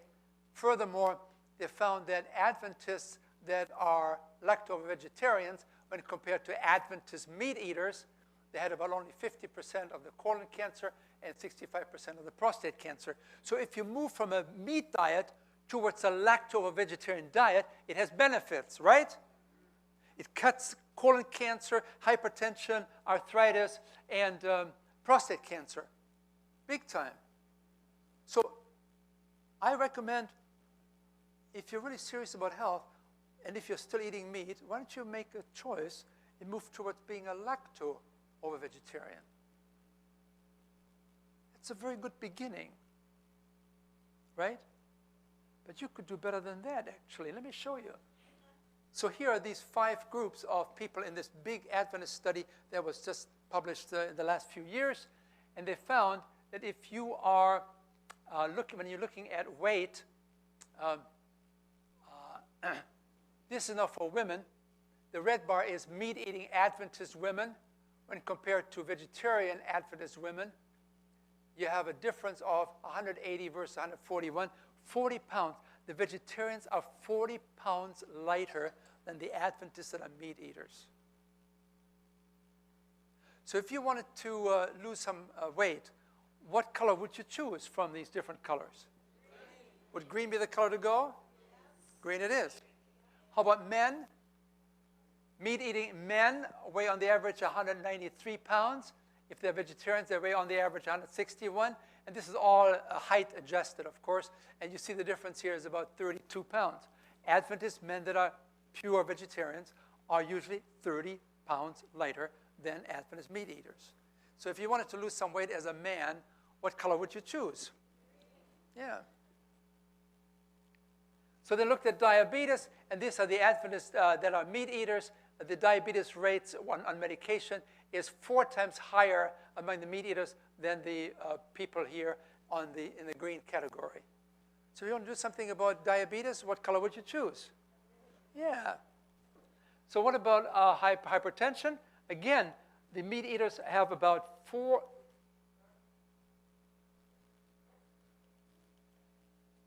I think it's break time. Yeah. Okay. I get the hint. All right. So you see, people with high blood pressure are 4 times more commonly found among Adventist meat eaters than Adventist vegetarians. And the same thing is true for cholesterol. Cholesterol people that are treated as meat eaters are 5 times more commonly found in this category when compared to this. And please, you can choose whatever you want. I mean, if you don't want to have a 3% worry about cholesterol medication, you say, well, I don't have to go that far. I just want to have a 10% likelihood that I have to be on medication for cholesterol. Then just become sort of a Pesco vegetarian. You can choose what you want to do. The further you move towards green, the lower the risk and the lower the medication and the better the health. That's the point. It's a progression. So, what you learn? Green is good. 80% of the chronic diseases and premature death could be prevented by making changes in diet and lifestyle. This is the science. This is not Hans Deal. I'm just a spokesperson for the scientific community here. 80% of these premature deaths and these chronic diseases could be prevented if people would take seriously a message that was entrusted to the Adventist church more than 150 years ago. And we're still struggling in doing it, isn't it? But those who do will reap the benefits. So we have gone a long time here. The next program will be much shorter. So why don't you all stand up and take a 5-minute break, maybe get some water or let some water go. And we'll see you back in 5 minutes. We see you back at 4 o'clock sharp. It is 3:55 now.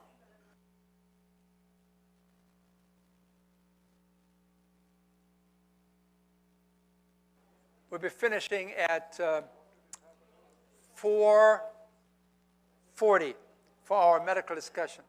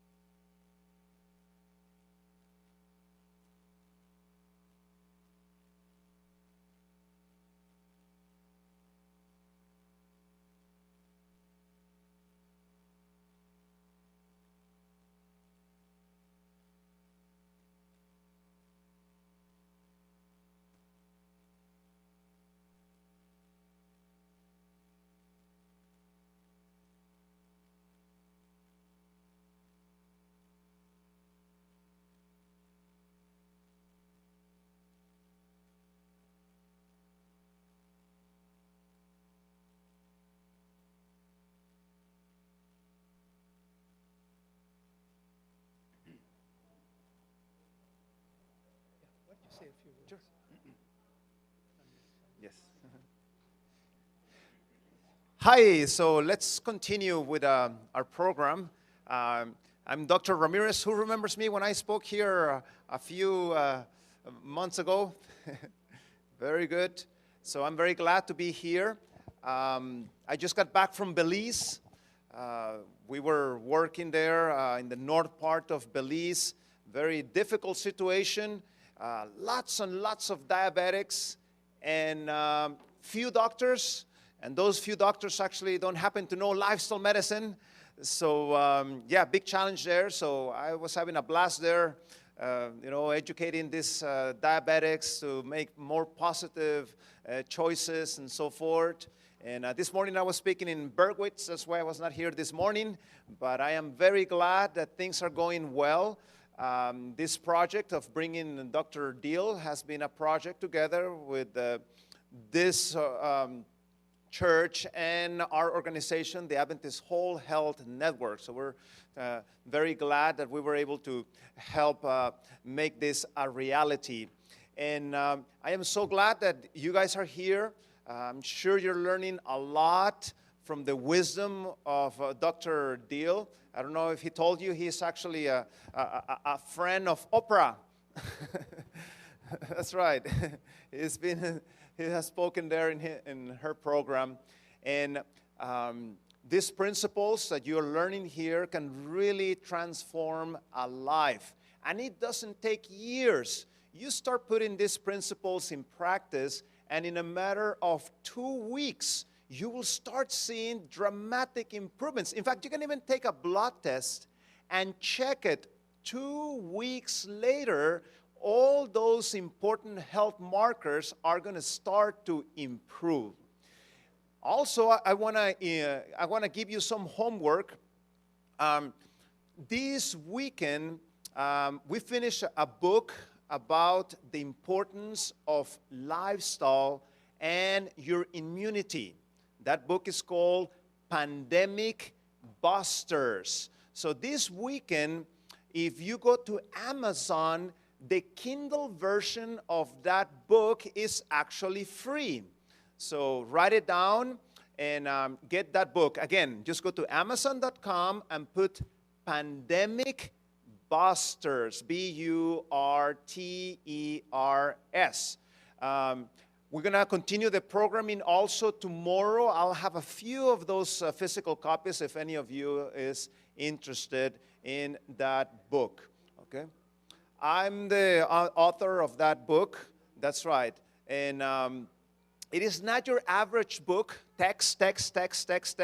This is, think about more like infographics, the whole book. So it's nice and fun to see the book with all these illustrations to the point and so forth. And when you are, in this world of coronavirus, it's good to be knowing what choices you can make to improve your immunity. Dr. Dale. Thank you so much. Well, thank you so much, Dr. Ramirez. Take the next 30 minutes to walk you through what you can do to reverse these diseases. I notice some of our people have slipped back into their old habits again, and they're sitting back there again, right? Oh boy, it is kind of a struggle, isn't it? Okay, chronic diseases cannot be cured with pills and procedures. We talked about that. But how can you then cure these diseases? You can do it by making personal lifestyle choices that are in harmony with how the body functions. We need to move towards a more traditional diet of foods as grown. And so here's a very quick review of what we talked about the last hour. Chronic diseases were very rare 100 years ago. Obesity basically emerged in the 1970s and 80s. We talked about the change in diabetes and also in breast cancer rates. And we talked about the change in the American diet in general. We talked about two major changes in the diet. Number one was moving from foods to industrial products, right? And then we also talked about the change in increasing animal products in our culture. And we pointed out that some 44% of the calories we eat have very little nutritional value. They're considered to be refined, empty calories, and so people are overfed, and undernourished. We also talked about the increase in the animal consumption, and we tried to help you to understand that when you eat animal products, these are not necessarily high protein products, but they're foremost high fat products, and tragically, they're usually high in saturated fat, which is part of the fat pattern. And so we pointed out that the American diet today consists largely of refined calories and animal and dairy calories. And then we said only 14% of the calories come from, what was it again? Only 14% of the calories that we eat come from foods as grown, foods as they come in nature. And that means 14% of what we eat comes from fruits, vegetables, whole grains, and legumes, and some nuts. Okay? And so we went through some of the population studies. What happened in 1952? Please, this is quiz time now. 1952, something happened around the world in some country where they had to actually purchase coronary arteries from Johns Hopkins University. What country was it? Japan, the School of Medicine in Tokyo. And then we talked about 1978, China. Then we talked about Lithuania and Saudi Arabia. And so we pointed out that Dr. Willett was very, very clear at the Harvard School of Public Health and Medicine that the major drivers of our killer diseases are diet and lifestyle. And then we talked about coronary artery disease. We talked about, let me ask you this question. You have a 60% narrowing in general at what age in our society? 45%, 45-year-old men already have 60% narrowing of the coronary arteries. When do you have your first symptom? How much narrowing do you have to have for that? 70%. When you have 70% narrowing of the coronary arteries, you can have the first symptom, which is angina pain, because of the narrowed arteries. And then we said it was a systemic disease that affects all the organs in the body, not just the coronary arteries. And we talked about the canary in the coal mine. Remember? Okay. That's affecting men and women. Okay. And then we talked about the drivers of this disease, and it has to do with cholesterol, blood pressure, and smoking. These are the three big ones. Then you add diabetes, obesity, triglycerides, and inactive lifestyle and stress, and you have the perfect mix to create this disease, which is now the #1 killer around the world. When I went to school some 40 years ago, we talked about that these diseases were only found in 20% of the world's population. Now we talk about it's found in 85% of the world's population. It's spreading all around the world. The American culture is spreading and doing its damage. Tragically. Parts of the American culture. Okay.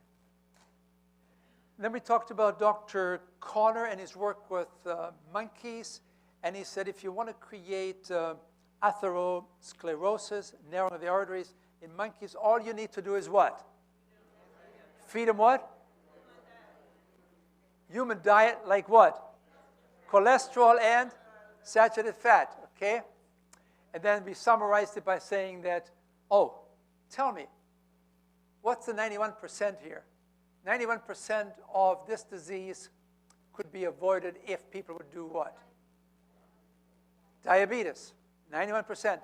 And we talked about obesity could be avoided in 99% of the cases if people were going to make those dietary changes, do some exercise, and so on. Okay. And so our final point there was experts estimate that up to how much % of chronic disease could be avoided? 80% of all our premature deaths could be delayed, prevented, if people are willing to make some choices, better choices. And then here was Dr. Burkett, a personal friend of mine. He was awarded the kind of American type of Nobel Prize, and it was right here in Philadelphia in 1992, and he said in front of 600 physicians, he said, ladies and gentlemen, the greatest medical discovery of the last 20 years, this is 1992, what we have learned since 1970, he said the most important medical discovery in the last 20 years was the understanding that our modern chronic diseases are largely lifestyle related. This was a bombshell. These physicians said, what? This is 1992. You see, this is a new concept now that has evolved in the last 30, 40 years. And he said, therefore, these diseases should be preventable, and we should be able to reverse them by making dietary changes. So, here's the presentation, how to reverse chronic disease through fork and knife. Clinton, 2004, Clinton was 59 years of age, had a bypass because he had heart disease, and I was lucky I didn't die of a heart attack. Former President Clinton, like too many people, was busy. And for years, he ignored warning signs from his heart. But in 2004, during an exhausting book tour, there was something different. I had a real tightness in my chest when I was getting off the airplane, and it was the only time I'd had it unrelated to exercise. We're here outside New York Presbyterian Hospital. In just a couple of hours, President Bill Clinton, former president, is scheduled to undergo surgery. So I immediately went down to our local hospital, and they did a test. They said, you got real problems. They hustled me down to Columbia Presbyterian, and they confirmed the determination that I had serious blockage and needed the surgeries. The doctors immediately knew options were limited. The 58-year-old Clinton needed to have his chest opened, his heart stopped, and surgery performed. There's no medical treatment for reversing the obstructions that have already formed in his blood vessels. I got Hillary and Chelsea there, and all I remember is it was happening fast, and everybody who cared about me was scared, and I felt rather serene. I thought, gosh, we dodged a bullet. I didn't have a heart attack. On Labor Day in 2004, Mr. Clinton had 4 blood vessels bypassed. Starting this morning around 8 o'clock, he had a relatively routine quadruple bypass operation.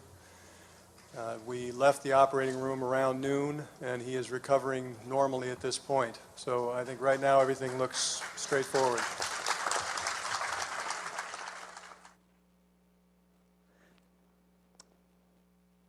did you know what the physician said? We have no cure medically for heart disease, but we can do some treatments. Do they cure? No. They just take care of the symptoms for a while, because the president, 6 years later, had angina pain again because the bypass no longer was functioning the way it was supposed to do, because they close up very rapidly unless you make some big changes after the bypass surgery. And so we have to recognize that while we can do some wonderful things, medically speaking, in terms of infectious diseases, acute issues, emergency medicine, we're doing some great things in diagnosing disease. But when it comes to chronic disease, the cures are very elusive and very rare. You have more power than the physician does when it comes to chronic disease. Have you heard the film, or seen the film, Forks Over Knives? Do you know what that stands for, Forks Over Knives? Do you really know what that means? It means the fork is more powerful than the surgeon's knife. That's what the idea is. It means take charge of your health. You are in charge. And so just to give you some idea, you do surgeries in this country, you do bypass surgery, we do about $500,000 a year, and the average cost is $150,000. Do they last? No. Should we always aim for these bypasses? Well, in emergency situations, yes. But when it's an elective kind of a thing, well, it might be nice to do some surgery to open up the arteries, but it's not really that critical. Then you see the Newsweek article here says, one word that will save your life. What do you think that word is? 2 letters. N-O. No. And I thought that maybe this is sort of a negative article about American medicine. And then I began to read the article. It was very, very carefully documented that in many cases, you can do more by making lifestyle changes than submitting to a bypass that may not be necessary as an acute, unless it's an acute situation.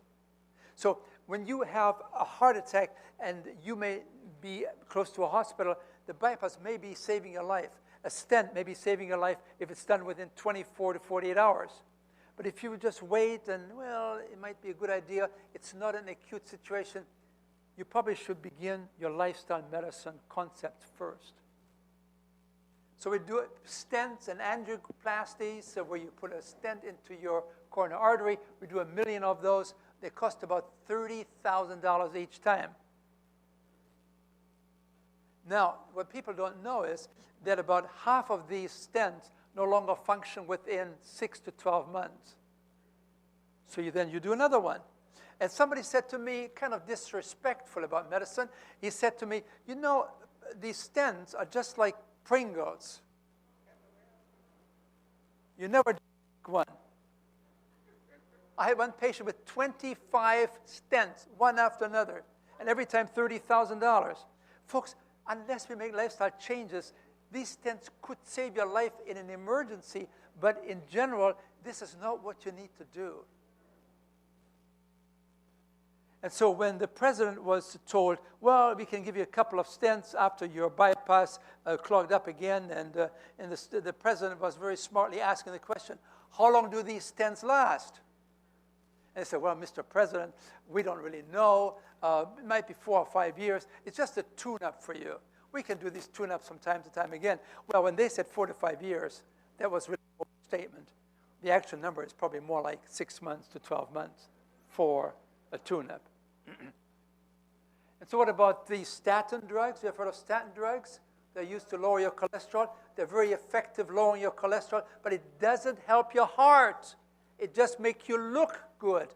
You think you have a good protection because your blood cholesterol will drop down 20, 30%. The same thing we can do with diet, right?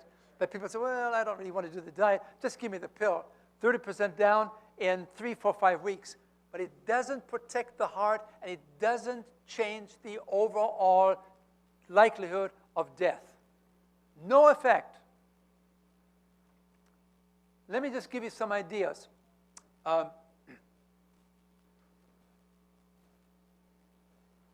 Here's the editorial in the Journal of the American Medical Association.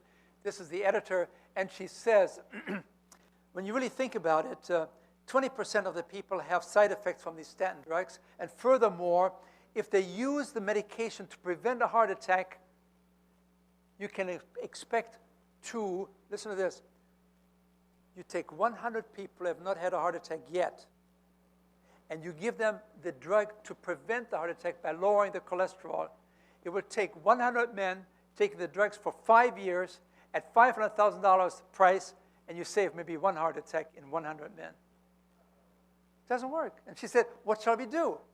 Well, she said, simple lifestyle changes in diet and exercise is the answer.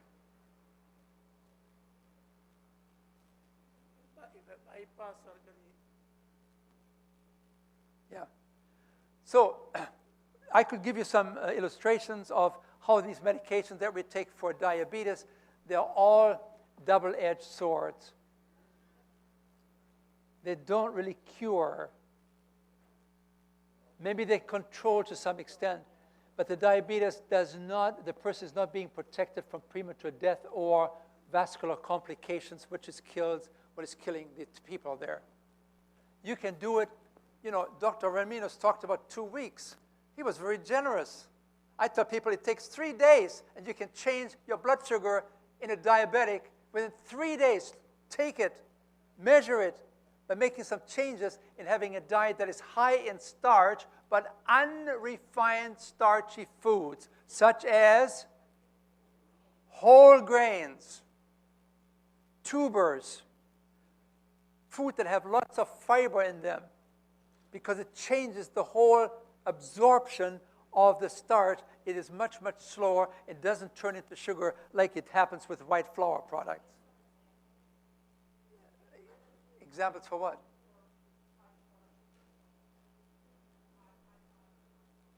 Yeah, beans. Beans are high starch, high fiber foods. They're exceptional foods. We like to see diabetics really feast on beans every day, 2-3 times a day, and you will see the change in the blood sugar very rapidly. But not just beans. You can have all of these foods that are high in fiber.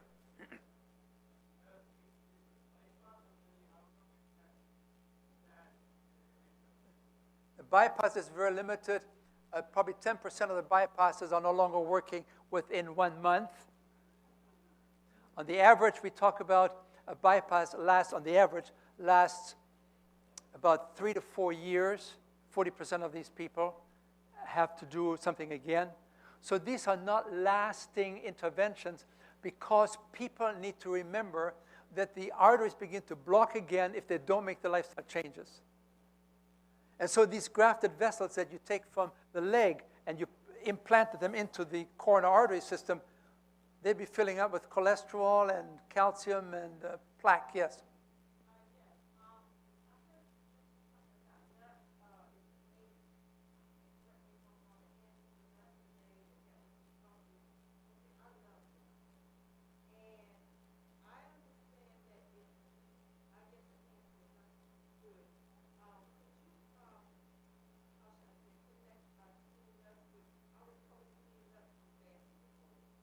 The bread for what?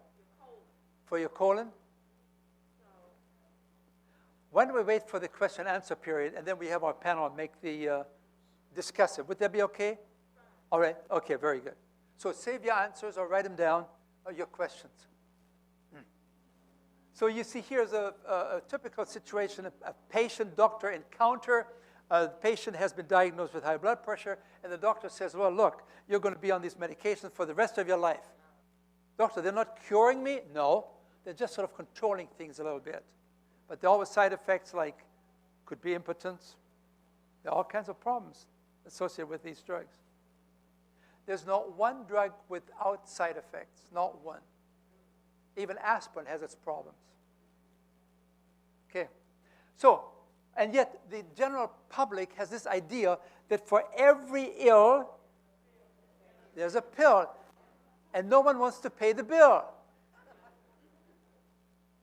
This is a classic marketing scheme of an industry that in the last year, Moderna put $32 billion into their pocket in pushing these new gene manipulations, which they call actually vaccines. They're not vaccines. When you have a vaccine that lasts for a lifetime, these are interruptions, really. Only. So, you know, there's a very big power here at work in the pharmaceutical industry. You have to be aware of this. And, I mean, you look on the television. First, they offer you the worst food to eat, right? Enjoy, enjoy, enjoy. And then the next thing is an ad for the medication. Okay. So, we expect in our culture simplistic answers that immediately take place. You have no time. Doctor, I don't want to make lifestyle changes. It would take forever. No, it does not. Remember we talked about diabetes? 3 days. You can change the blood sugar levels to see the beginning of the change. High blood pressure, 4 or 5 weeks. You know, we see this very rapidly taking place. The body always wants to heal itself. And unless you put the right food in, the raw materials, it cannot do it. And so you get into the chronic syndrome. Please note that prescription drugs are the number 3 cause of death in our society. First, it's heart disease and stroke. Then you have cancer. And number 3 cause of death is prescription drugs. We need to have more respect for prescription drugs. Sometimes they're not taken properly. Sometimes they're overprescribed. Sometimes there are interactions between different drugs. Sometimes people see 4 or 5 different physicians, specialists, and everyone has their own special favorite way to help the person. And so they interact, and oftentimes we don't know what happens. When you have more than 4 or 5 drugs in the system, no one can tell you, no pharmacist, no physician, how the interactions will be. So I'm appealing to you, have greater respect for medication. We do need sometimes these medications, but be sure that you try to get by with as little as possible. Lifestyle first, second, medication. But this is medicine in America. What do you see? This gentleman here, you have been sitting there so patiently. Sir, tell us what you see there. They're mopping the floor. Who's mopping the floor? These men in uniforms mopping the floor. Why do they mopping the floor? Because dirty? No. Try again. Where's the water coming from? Ah, the pipes are leaking, right? The pipes are leaking. What do you need? You don't need more doctors to mop the floor, do you? Or to pass out umbrellas. You see that, umbrellas? What you need is a plumber. You know who the plumber is? You. We need to turn these things off, right? How we eat, how we exercise. Are we nice to one another? Do we care? Do you have a mission? Do you have a purpose-driven life? Are you feeling saved to serve? And this is a very, very expensive program. Look at this here. 1960, we spent 5% of our income on medical care. Now we're spending 20% of our income on medical care. Hello? Does that make sense? You follow a dietary program that Dr. Eddie is offering here in the conference. And you can reduce your food bill by 35 to 45% within a few months after you have restocked your pantry shelves. Very easy. You save a lot of money. You don't need all the meat. You don't need all the Oreos. You know, these are special treats that you have once in a while. And here I could tell you again what happened in Norway.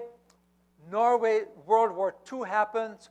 The Nazi armies occupy the Norway country, and they take all the livestock away from the people to feed the soldiers, and the Norwegian people become healthy. And then the war is over, and the diseases come back because the livestock is back. Isn't it amazing? Germany was never healthier than after the World War II because these people we had very little to eat. It was very simple foods. My parents, my father grew all the food that we had out in the garden. That's all we could do. And because of that, Germany was probably the healthiest between 1946 to 1975.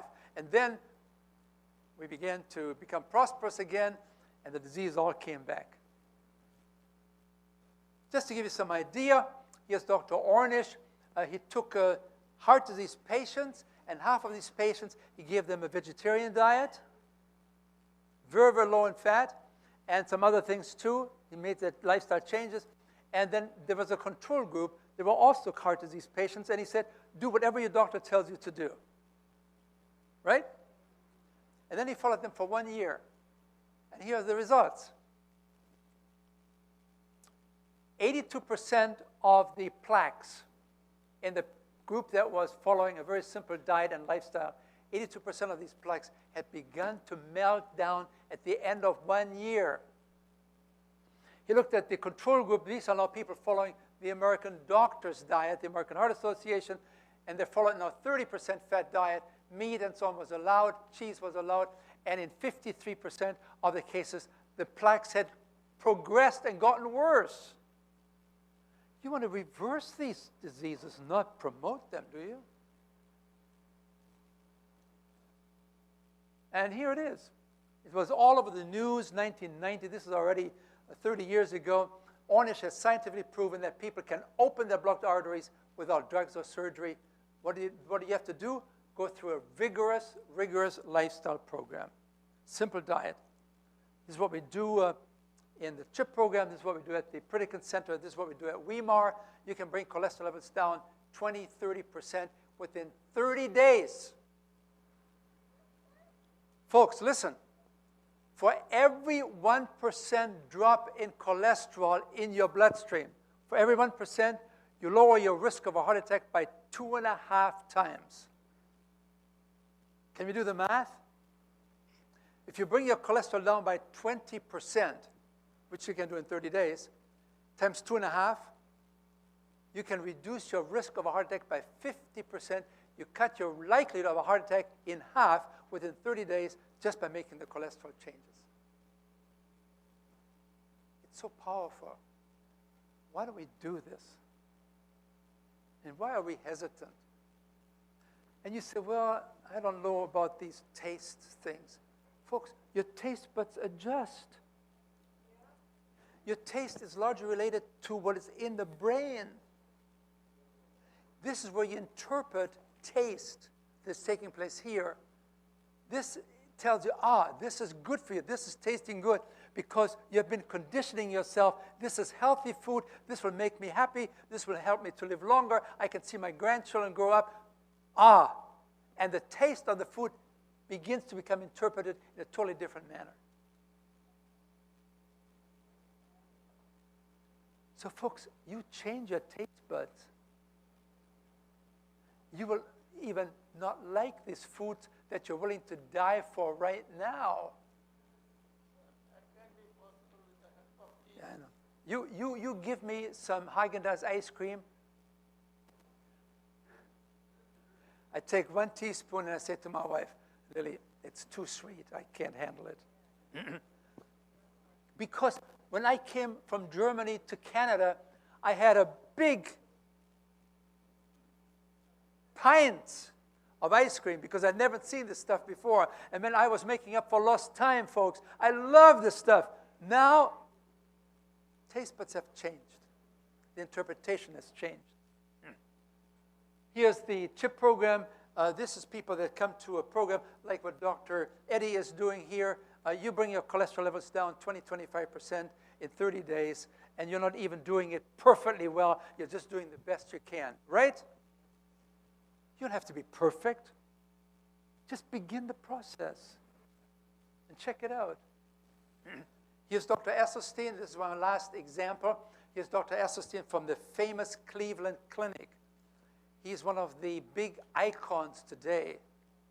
Gentleman that used to be on the board of the Cleveland Clinic. As a matter of fact, his wife's grandfather started the Cleveland Clinic. So he was one of the top 10 thyroid and breast cancer surgeons in America, Dr. Esselstyn. And then at the age of 50, he said, someday I'm going to be under the ground, and they put a marker on my grave there, and it will say, here rests in peace, Dr. Caldwell Esselstyn, MD, who amputated 43,000 breasts. And it scared him to death. And he said, is that what I really wanted to do? Be known for removing tissue of women? We need to prevent this disease. And he said, why don't we do something with heart disease? Because maybe we can do this fairly rapidly. And he said, I want to take patients that cannot be operated on any longer because they're so diseased with heart disease. I bring them into my program, and I show them, I give them a 5-hour lecture. And my wife shows them how to cook. 5 hours. And I want to see if I can bring the cholesterol down to the safe levels of 150 points. And these patients, they had been to the best doctors at the Cleveland Clinic. They were eager to try out the very simple diet of foods such as vegetables, fruits, whole grains, and legumes. No fats, no refined oils, very little sugar, very little salt, very simple foods. It's sort of an Edenic diet. Are you with me there?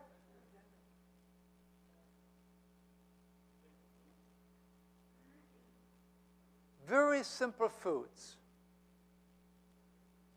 Lots of beans and lentils, lots of potatoes, lots of 7-grain cereals, lots of mangoes. Sounds pretty good, doesn't it? Lots of salads, a lot of watercress, all these wonderful things that you have out there. And here it is. These patients were seen at the Cleveland Clinic for 8 years. And during those 8 years, these patients with heart disease, seen by the best doctors in America at the Cleveland Clinic, nevertheless, in the next 8 years, they had 49 cardiovascular events, heart attacks and strokes and everything else. Seeing a cardiologist doesn't mean that you're immune to these diseases unless you make changes. Are you with me? Yes. And so then they came to Dr. Esselstyn, and over the next 12 years, these patients began to make the dietary changes. That's all he told them. He said, don't worry about exercise and so on. Just, I want to see if the diet is that powerful that it can do it. And so he said, eat simple foods. And he would call them up from time to time. And after 12 years, there was not one heart attack, not one stroke, not one cardiovascular event. And these people now were 12 years older. They should have had more than what they had in the previous 8 years. And so here you see some of these special x-rays. They're special sophisticated tests of the coronary arteries. This is the coronary artery here of this patient here. And you see it has very little blood flow here. It's very narrowed down. It's one of the main coronary arteries here. And you see the same artery here 2.5 years later. It's wide open, no medication, just diet. Yeah. The modern medicine today for you is intelligent self-care. Sometimes also called now lifestyle medicine. And so we begin to recognize that sometimes the stent and the bypass may be necessary under emergency conditions, but in general, Dr. Esselstyn feels that a plant-based nutrition program which treats the cause of the problem can arrest and reverse this illness and stop the epidemic. All right, so can you cure heart disease just with food? The question might seem strange, but our Dr. Sanjay Gupta has living proof of it. It is part of his fantastic special report called The Last Heart Attack, which you can see this weekend on CNN. Sanjay joins us live from Atlanta now. Sanjay, you spent the last year looking into heart attack and heart disease for your special.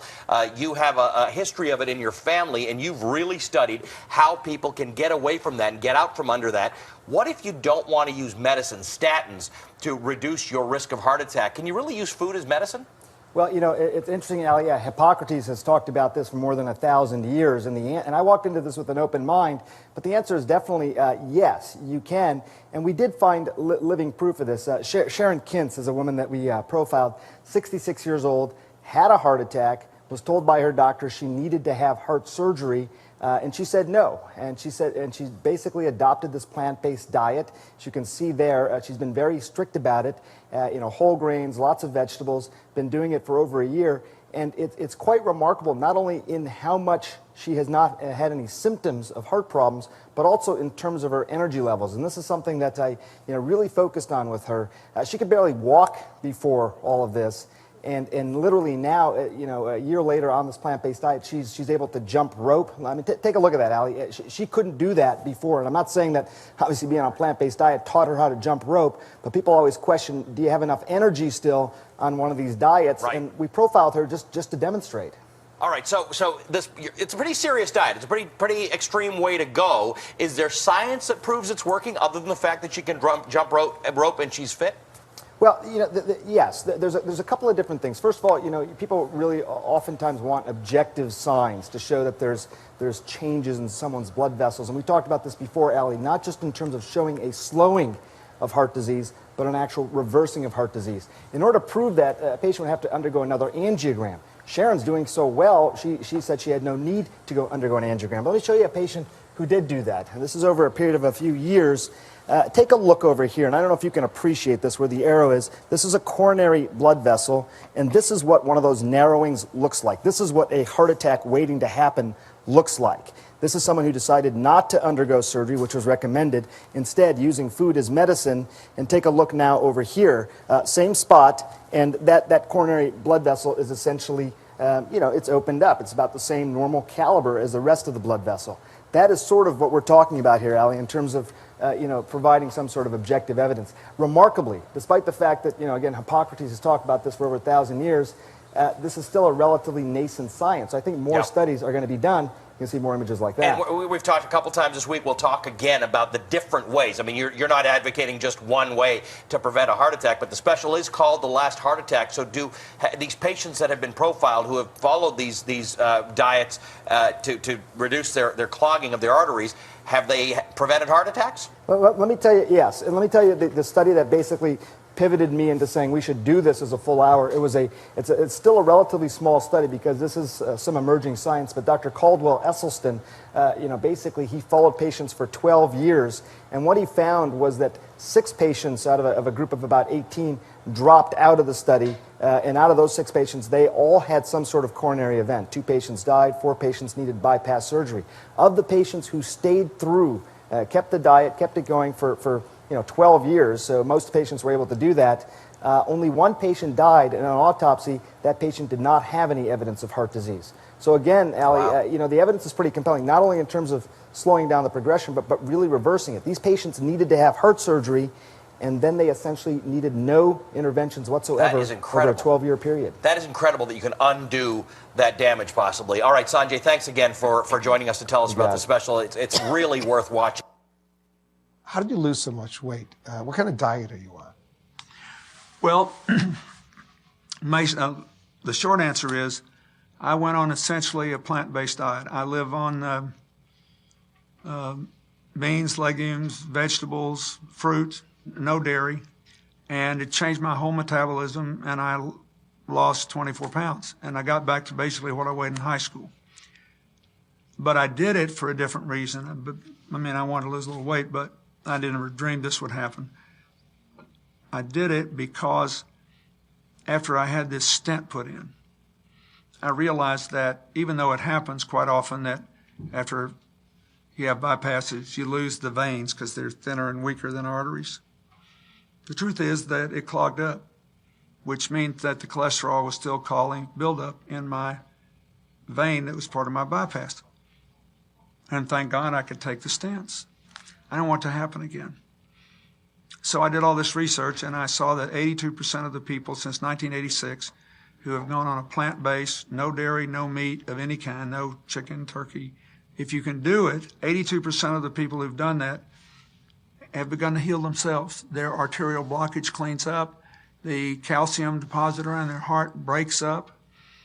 This movement has been led by a doctor named Caldwell Esselstyn at the Cleveland Clinic, Dean Ornish, whom you know, out in California, the doctors Campbell, father and son, who wrote the China study, and a handful of others. But we now have 25 years of evidence.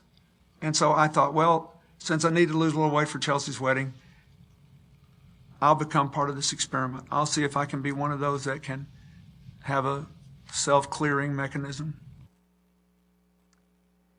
And that's the new lifestyle of former President Clinton. Take a look at it. Fruits, vegetables, whole grains, legumes, some nuts. He's doing it, and he's looking great. Now, we can talk about diabetes. Here's some studies that were done even as far back as 1955. 80 diabetics on insulin, type 2, using now a very, very simple diet, very low in fat, more foods as grown, and within 6 weeks, 50 out of the 80 diabetics are no longer on insulin, and they're totally restored as normal, healthy people. As a matter of fact, all of these people, 85% of them, were successful in being off medication within 18 weeks. But you notice here, 50 out of 80 in 6 weeks, reversing diabetes. Here's Dr. Anderson from Kentucky. He's one of the famous diabetes specialists. He said in 1980 at Loma Linda at a big convention there, this is now 40 years ago. Even then he said some 50 to 75% of these type 2 diabetics on insulin, and those 80, 90% on pills could normalize their blood pressures and be off medication within weeks if they change their diet, moving towards a high fiber, high starch, natural starch diet. In the Pritikin program, this is something like the Weimar program. You can see here, within 30 days, 55% of the patients on blood pressure pills were off these pills, and they were normalized in their blood pressures. We have similar findings in our CHIP program. We had 210 people that were hypertensive, and after 30 days, only 69 were still hypertensive. So the program works very, very, very effectively and well.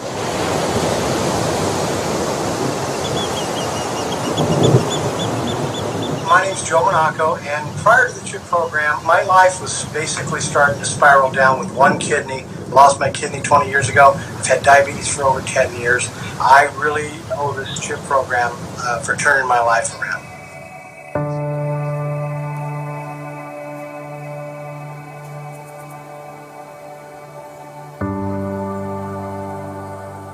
Around the world, there is a pandemic issue. Lifestyle diseases are taking over. When we look at the disease burden in the United States and more around the world, what we see is that it's chronic disease. It's these non-communicable diseases that stay with people for weeks, months, years, even decades. Being a medical doctor, knowing a lot about medication and drugs, I'm not against conventional medicine. I really feel it has its role, but we know that when it comes to lifestyle, conventional medicine doesn't do very well because we treat the results, we're not actually managing the cause. And this is where CHIP is so incredibly powerful.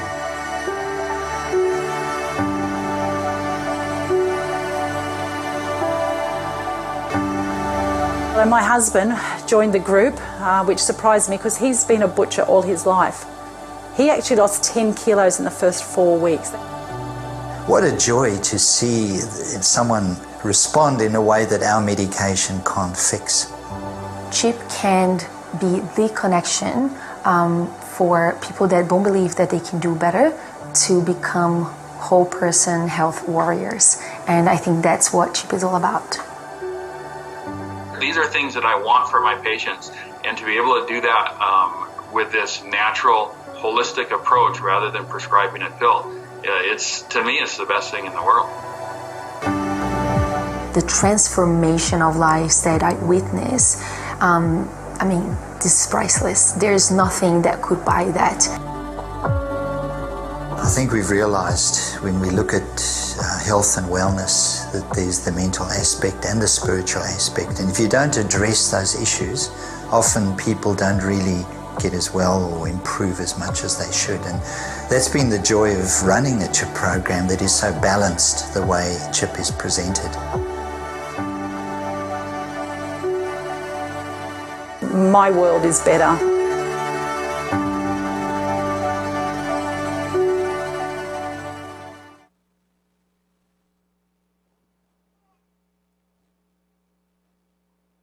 So what are the recommendations then? We need a new cow.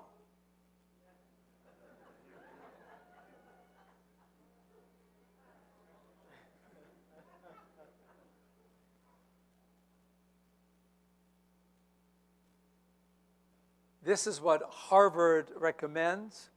The plate should have mostly vegetables on it, and fruits, and whole grains, and some healthy protein, which means it could have some meat or fish, but it should also have healthy protein, which is particularly found among the beans. Okay? And then as far as milk is concerned, they said there's no need for milk in the human diet.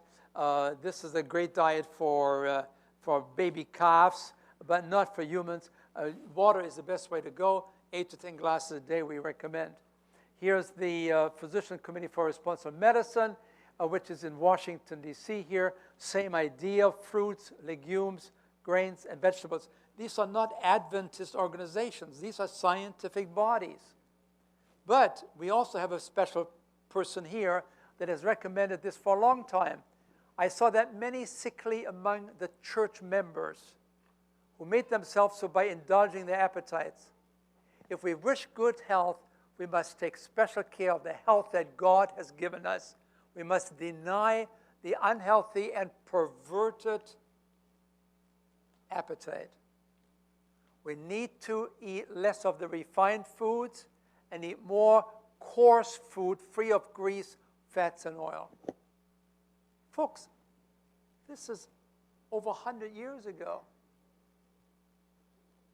Science is finally catching up with a very special messenger. And so here you see the U.S. diet and what it should be like. You see that the diet in America is very high in fats and oils, about 100 grams. We should get down to 35 to 40. Cholesterol is fairly high, 400 milligrams we take in. Of course, an egg yolk itself has 200 milligrams already. So you have an omelet with 3 egg yolks, you right there get 600 milligrams a day. So you have to be very careful about these things. And we recommend it should best, ideally it should be less than 50, or better yet, totally 0. If you're a total vegetarian, it's 0 automatically. And sugars, we take in 35 teaspoons. It should be less than 10. Salt, we need to cut it in half at least. The fiber, we take in about 10 grams. We should really get more like 35 or 50 grams, as they have in China, 70 grams of fiber that you find only in plant foods. So the optimal diet then looks like this. That looks very attractive. Lots of color. The more color, the more richness of nutrients you have.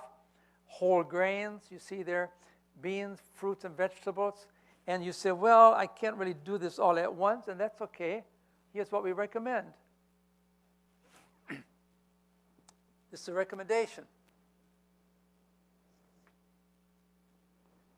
This is the American diet. Lots of meats, dairy, eggs, and processed food, and alcohol and caffeine. You know, this is the American diet, and you have the worst of health. But you move gradually or all at once in this direction here, where you emphasize more fruits and vegetables and whole grains and legumes, some nuts and seeds and water. You have the very best health possible. You can reverse many of these chronic diseases. So we recommend that it's not only good for the human family to remove some of these diseases, but it's also enlarging our circle of compassion to include the animals. I mean, 1 million animals have to die every hour so that we can feed our stomachs. And so I like this little joke here. You see this? The chicken says, eat more kale. Don't eat us. And so if you want to take a look at our website, you find a lot of materials there. You find some 100 different films there that you can look at no cost. You go to www.hansdeal.com, and we would just be glad to be supportive of your efforts here. We love to see our Adventist church to become a community center of health that can serve the community, and in the process become friends, in the process help them to find the creator of the best diet available today. Thank you very much.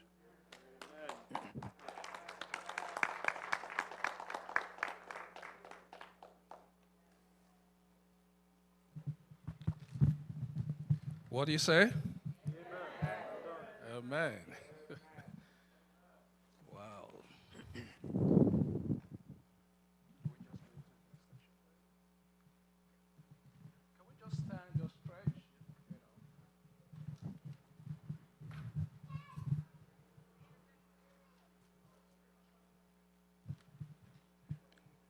Just stretch yourself.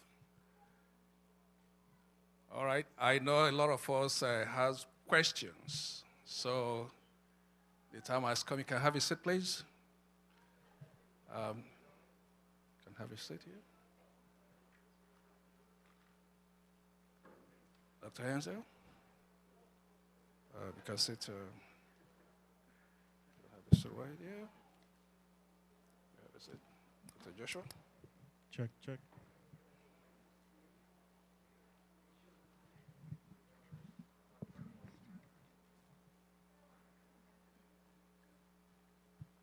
Good.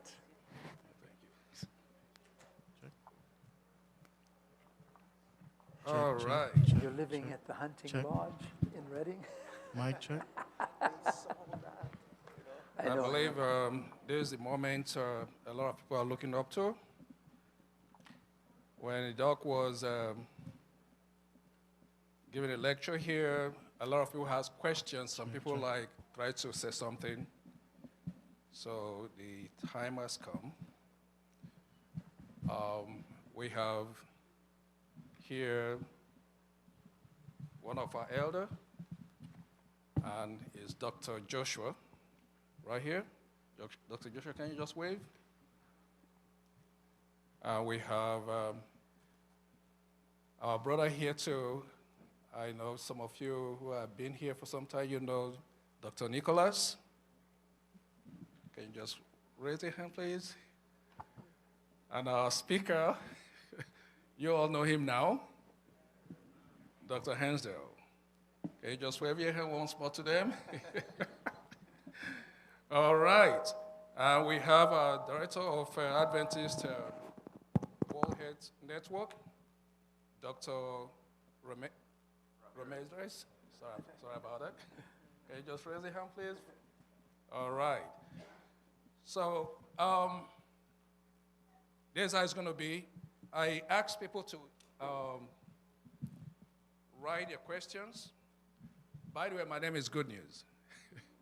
I didn't introduce myself. His name is Good News. So, yes. He's our health ministry director here. I'm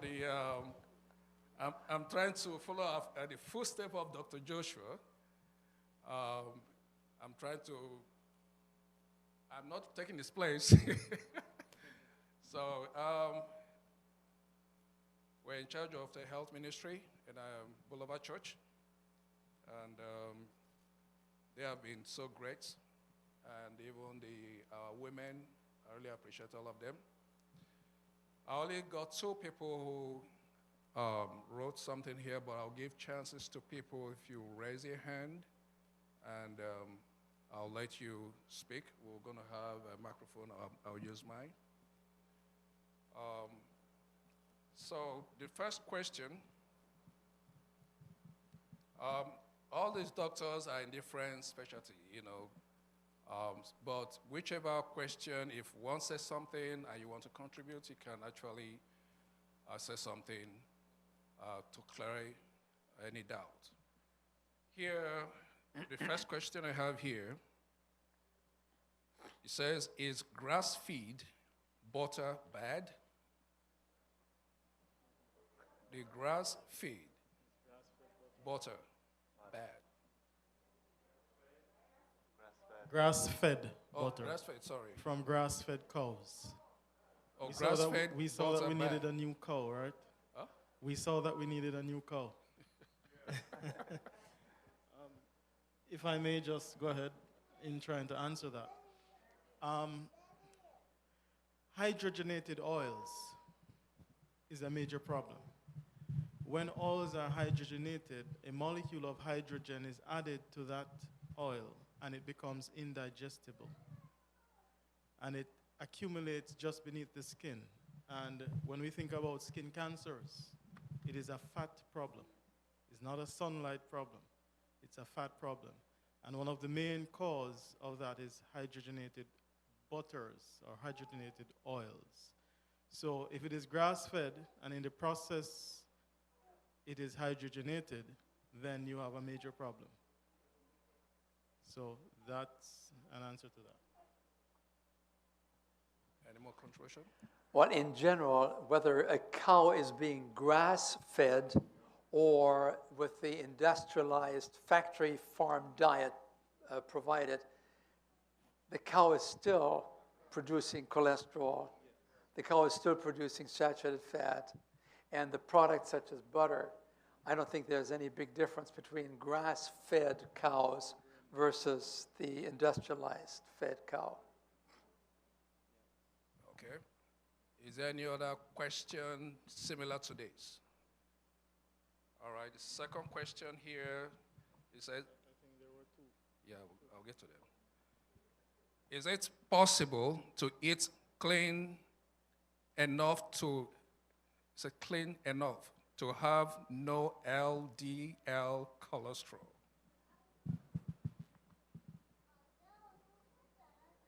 Is the question clear?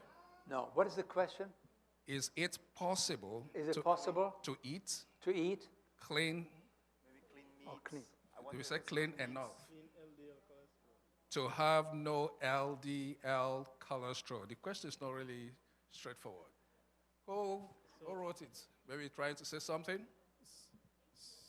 So if I can try to interpret what I think I'm hearing, is it possible to eat clean meats and have lower LDL? Because LDL is classified as the bad cholesterol. So they want to know if you can eat clean meats and then that also lower LDL cholesterol. That's what I think I'm hearing. Yeah, I don't know what he's trying to write here. Is this a meat there? Then the second part say, also does the liver produce LDL on its own? Okay. This is what you find in medical offices oftentimes. You find a brochure there from the pharmaceutical industry, and it says, you want to lower your cholesterol? You can do it with these medications. Remember, you cannot do it with diet alone, if at all, because your liver is producing cholesterol regardless. What they don't tell you is that the liver produces cholesterol in response to the amount of saturated fat that comes into the body. They don't tell you this in these advertisements of the pharmaceutical industry. Your cholesterol is largely determined by the cholesterol that's made by the liver in response to the amount of saturated fat in the diet. In addition to this, you also have the natural cholesterol that comes in with the food that you eat. So you have a steak. The steak has its own cholesterol, but then it has also the saturated fat, which causes the liver to make more cholesterol. So you have now two sources of cholesterol in the bloodstream. One from the food itself, and the other one responded by the liver in response to the saturated fat. Is that sort of what the question was trying to aim for? Yeah. All right, we'll take a question. I will add something else to that. In terms of the LDL, right, it's classified as the bad cholesterol. So there is HDL, there is VLDL, and there is LDL, right? Now, together, cholesterol is a good hormone. All of those make a good hormone. It forms our sex hormones, right? Progesterone, testosterone, and estrogen. So cholesterol is the precursor of that, right? So vitamin D, when the sunlight touches our body, it is cholesterol that is converted to vitamin D. And as Doc says, the liver makes all the cholesterol that we need. But when we eat the foods with face and a mother, then we add more than we need. And that's where we have a problem. So if it is coming from an animal source, it's pretty much all bad because a functioning liver gives you all that you need. Yeah, I think that's a good point. We should make it clear. We all need some cholesterol. All the cells will have some cholesterol. What we're talking about is excessive amount of cholesterol. So if your cholesterol is down at the level of 100, 130, 150, even if you don't eat any cholesterol, the body will make enough cholesterol so that you can produce the special hormones and enzymes and so on and so forth. So we are not against cholesterol as such, but we are against the excessive amount of cholesterol, which is driving the liver and the blood to create these problems in narrowing the arteries. Let me add. It's on.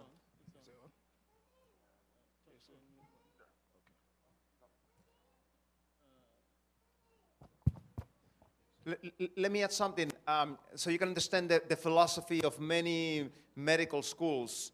When I was in medical school, I needed to do a research project to go from 4th semester to 5th semester. So I went and talked to my advisor, and I told him, look, what I want to do, I want to take a group of people, and I want to lower their cholesterol with diet and lifestyle. You know what he told me? Ramirez, it's impossible to lower the cholesterol without medication. Don't do it. I told him, look, it's my money, I'm going to do it. So that's how I convinced him that I was going to do it. And sure enough, I recruited 38 people that was willing to try for 2 weeks changing their diet and lifestyle. I did a little training just like this, took a blood sample, and then 2 weeks later, we repeated that blood sample. Guess what happened? Every single one of them, their cholesterol went down. In fact, I had one that went down 200 points in 2 weeks. Okay, the newspaper, the local newspaper heard about it. They wrote an article about it and so forth. And I'm telling you, many times, sadly, many doctors don't know nutrition. That's the reality. So be careful. You know, find one that is knowledgeable on nutrition. Hint, hint. All right. With due respect to all the speakers here, there are two kinds of cholesterol in our body. One is exogenous, which comes from our diet. Other is endogenous, which we synthesize in our body. So there is called hypercholesterolemia, type 2A and type 2B. Type 2A is, as we are discussing, is a dietary cholesterol. It is possible to reduce it by our diet and other lifestyle changes. On the other hand, endogenous cholesterol, which our liver synthesizes, it has to be reduced with the drugs and other things.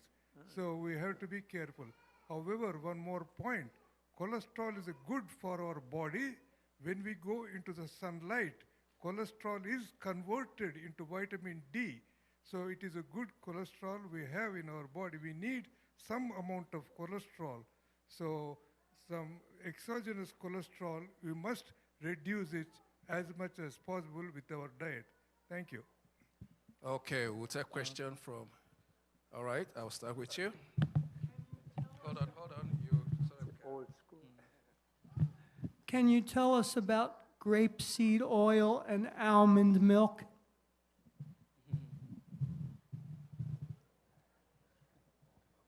Why would you want to have grapeseed oil? It's a very expensive oil. Why would you want to have it? It's fruit, as opposed to a vegetable oil. Oh, I would just eat the grapes. Don't worry about the seed. Almond milk, almond milk is, there are many milk substitutes today on the market because there's a growing understanding that milk is not ideally a food for human beings, okay? And so you have now these substitute milks coming on the market. Almond milk, you have oat milk, you have coconut milk, you have soy milk. When I was in Rockford, we had some 3,000 to 4,000, 5,000 people in the CHIP program for 3 years. When I came there, there was only one brand of milk substitute, that was soya milk. Because many black people, many Afro-Americans, they're very allergic, they're sort of very sensitive towards these kind of dairy items.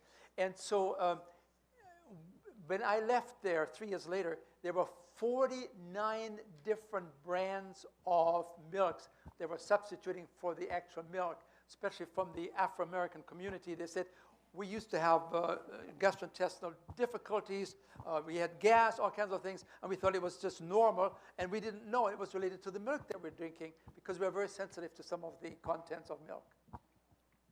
So almond milk is okay as far as I'm concerned. And people ask, from all of them, which one is the best one? Yeah. The one that you like. Like my daughter. My daughter doesn't like almond milk. I remember we were living in Mexico for some years, and it was hard sometimes to get, some of these substitutes. We had access to almond milk, but not soy milk, and she likes soy milk. So we ran out of soy milk. So what I did, I took the almond milk and put it in the container of the soy milk. And she knew about it. She tasted it. No, this doesn't taste good. No. So which milk to drink? The one you like. Try them out. There's many options today in the marketplace. Beware, there's a few that have sugar. Try to avoid that one. But yeah, there's some very healthy ones around. Just try them out, and you will see which one you like. You want to say something? Yes, like Dr. Ramirez said, instead of eating, taking flaxseed, the grapes, fruits, oil, we must eat grapefruit. Similar way, instead of flaxseed oil, some people take flaxseed oil because of omega-3 fatty acids. We might as well eat grapes, flaxseed. Again, going to some more details, fish contains omega-3 fatty acids. Fish gets omega-3 fatty acids from the flaxseed. Instead of eating fish, we might as well eat flaxseed seed itself, which we can use, grind it, and use it with our breakfast. So instead of fish to get our source of omega-3 fatty acid, we might as well eat flaxseed itself. Okay. Can I just add? So to answer the specific question, grapeseed oil, one of the properties is that it has a high heat resistance. So if you are to stir fry with grapeseed oil, the oil breaks down at a slower rate than if you were to use vegetable oils. And secondly, in terms of almond, as Elder says, the calcium level is better absorbed in the body than even cow's milk. And one of the reasons is that cow's milk are for cows. It has a high phosphorus to calcium ratio. Phosphorus inhibits calcium absorption, whereas in the almond, it has a better ratio and increases the absorbability of the calcium, even though it has less calcium ounce for ounce than the cow's milk. Cow's milk are for cows. The nut milks are better for us. Let me add to this. We talk about calcium now. People have the idea they need to have milk in order to have calcium so that they have strong bones. And the industry has told us you need to have 3 glasses of milk or cheese or yogurt a day to have strong bones. Folks, let me tell you what the facts are. The facts are that the countries that consume the most dairy products have the highest rates of osteoporosis. And diabetes, yeah. Okay, so the calcium in milk is not really helping you to have stronger bones. This is just a propaganda scheme. Countries that drink the most milk have the highest rate of osteoporosis and fractures of the bones. Exactly. All right, we go on a question, please. What about the meat-eating animals? What about their will this an artery block? Can you repeat the question again? The meat-eating animals like lion and tiger. Do they have atherosclerosis? Animals that are carnivores, they're made in a special way. Yes. They can handle this very, very nicely. It's nothing to worry about. Even their anatomy is different. Yes. That's why you don't have a big teeth like the lions, Your digestive tract is very long as human. The one from the animals, the one with the cat, is very short. You want to get that stuff out of it as soon as possible. And even those animals eat some vegetables. For example, if you see when the lion kills the gazelle, it'll go for the stomach. There's some undigested greens there. Eat that as part of their routine and so forth. But the anatomy from them is very different from us. We are anatomically designed to eat plants. That's why we have our molars to grind the grains and the grasses and so forth. All right, question on this side? Very good. Can I just add before Sister asks that the meat-eating animals are also more docile. They're slower.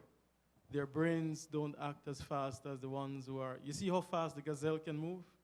The lion, when he kills the gazelle, eat the gazelle, he has to sleep for long days at a time, right?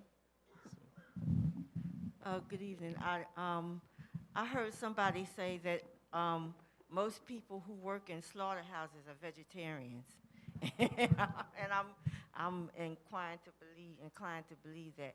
But I wanted to get back to the nuts. I understand that certain types of nuts are not good for your colon. I don't know, which kind or whatever. Could you explain that? That's what I heard. I don't know whether it's true or not. I'm a nut eater. I love nuts, and I'm a nut, So, could you explain that, please, about the nuts? She's looking straight at me, Doc. So I'm looking at whoever. Let me address first. All right. So the hard nuts, if you don't chew them well and you have diverticulitis, that means that there are some little crypts in the large bowels, and that tends to collect debris, undigested fibrous particles, right? If you don't have diverticulitis, and you chew your nuts properly, you shouldn't have a problem if you're eating a half or a handful of nuts, right? Okay, now you seem to be going nuts over nuts, is that right?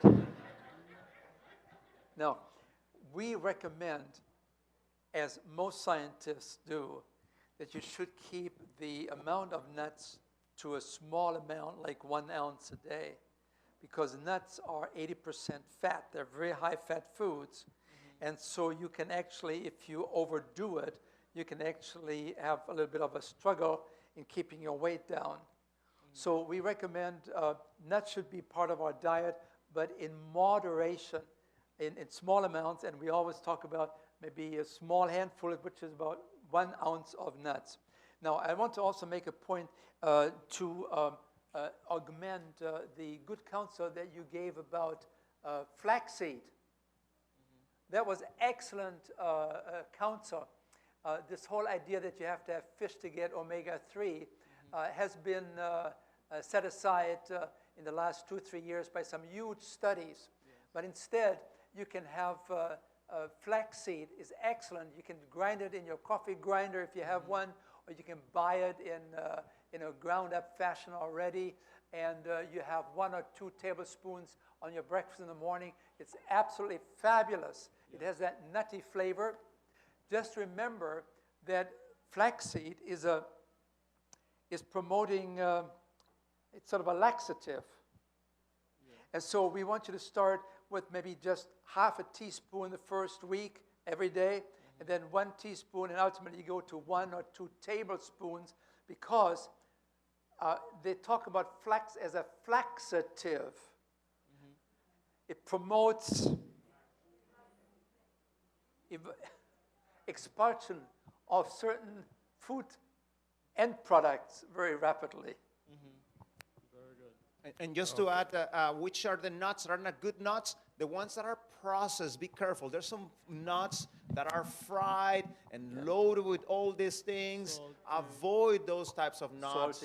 Salty, all this sodium and so forth. So the nuts, just break it from the shell, and that's what we're talking about. Raw nuts are better.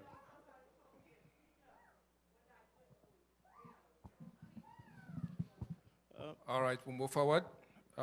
There's a question here before we take from someone. Is there any oil to cook with that's healthy to use? That is there any oil that is healthy to use for cooking?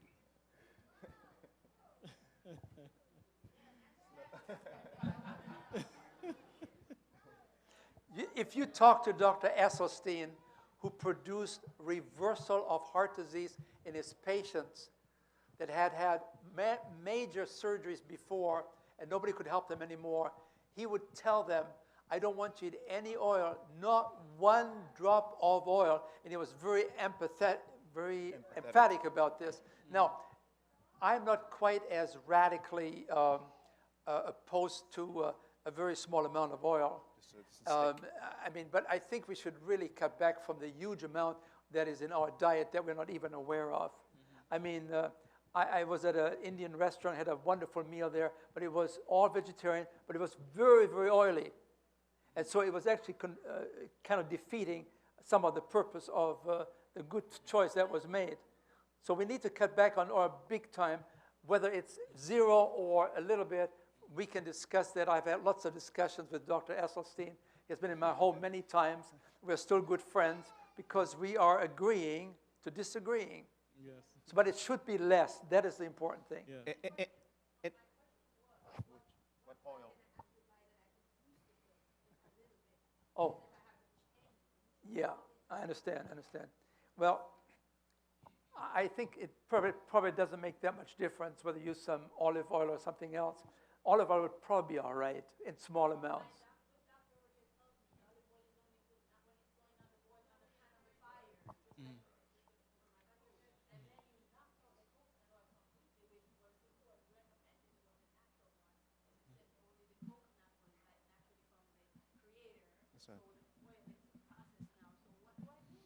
See, I just got back from Belize. In Belize, they eat a lot of coconut oil. And when I was checking some of those laboratories of these people, you could see, those cholesterols, insulin resistance, and all these problems secondary to that. See, many people ruin their salads. You have all these healthy vegetables, and then, olive oil is healthy, and you just ruin your salad. You just put a bunch of concentrated calories there, and you defeated the purpose of your salad. So change your dressings, not oil-based, but rather something else, such as lemon, such as this amino acids, and so forth. Search online. There's some good options there. Little bit of oil so that the food doesn't stick to your pan. That's okay. Maybe even Pam, just a little bit of spray there, and that's good enough. Now, if you are like a long-distance runner, you're training for marathons and, logging in, 20 miles a day, things like that, you need a lot of calories. But most people are not in that category. Correct. We're too sedentary. We need to make sure that we are not overdoing it. That's why it's so easy for us to gain weight, and that brings about many other metabolic problems. Can I say something? So what about, there are people watching online now. What about like the Africans or even the South Americans that use palm oil? Okay? So the palm oil, is it good or bad? Because most times we use it to cook. And as you said, some people, after using that, they do a lot of work, exercise. It's not like the lifestyle we're living here. So what do you advise people, like people watching now, about like palm oil to cook? Or there's a way we make our own stew with either olive oil. So it's more of oil there. We showed a chart here today where we talked about the amount of saturation is a powerful driver of the liver to make its own cholesterol in excess. And we pointed out that when you look at olive oil, that's about 15% saturation. When you look at palm oil, it's 78% saturation. When you look at coconut oil, it's 92% saturation. So palm oil probably would not be in a very good position to enhance your health because of its high saturation point. I've been to Africa 4 times already this year. Okay, I was just 1 month ago, I was in Kenya.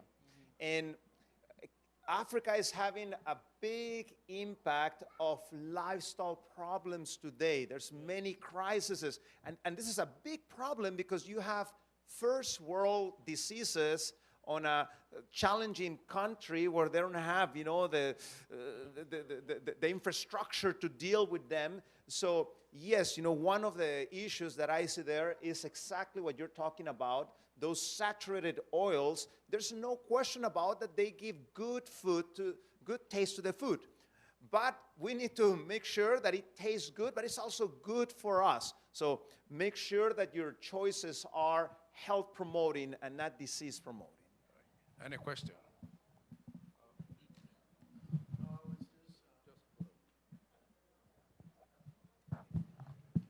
I understand that we have to get rid of the oil from our diet.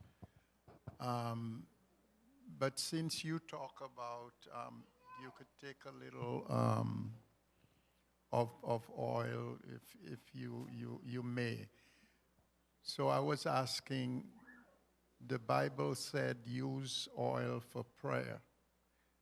So you remember that? You use a little oil for prayer, you put a little oil on the forehead and then you pray. So, which means oil should be there, it's for use, but not for diet. Well, you know, it's very interesting. The role of oil in the Bible is usually associated with not only prayer, but also to anointing a royal, a king. And so we have used oil, olive oil, whatever oil, in a very casual way. I don't think that the Bible would have used something as we use so casually now for such a holy function as a very special anointing service, right? It would have been, oil was something very special in the Bible for special occasions and special reasons, and it was put on the skin, not inside the mouth. All right, there's a question here. Actually, I have two questions. The first one is, you talk about processed food. And I want to know if vegetarian processed food are good for you. Like those we buy for the Morningstar products and all that. Are they good for us? Even though they are vegetarian but processed. The other question is about HDL.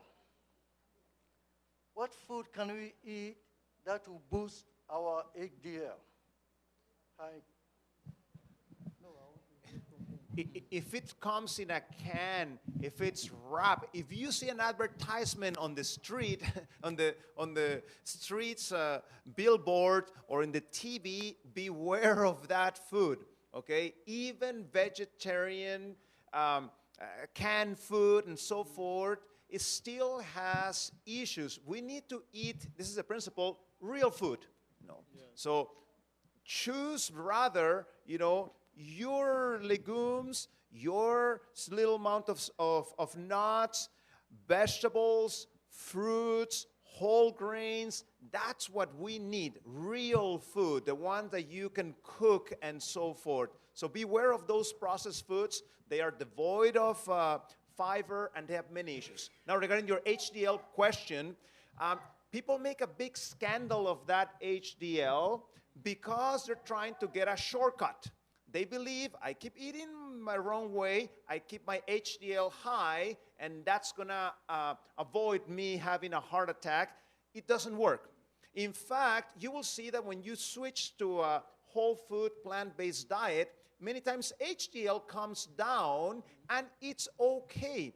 Focus rather on that LDL to keep it low, under 75 ideally, and implement the full whole food, plant-based diet, lifestyle, and that's the way we're going to win the battle. Talking about HDL, the ratio of the cholesterol and HDL is more important. It should be 5 and below, cholesterol over HDL.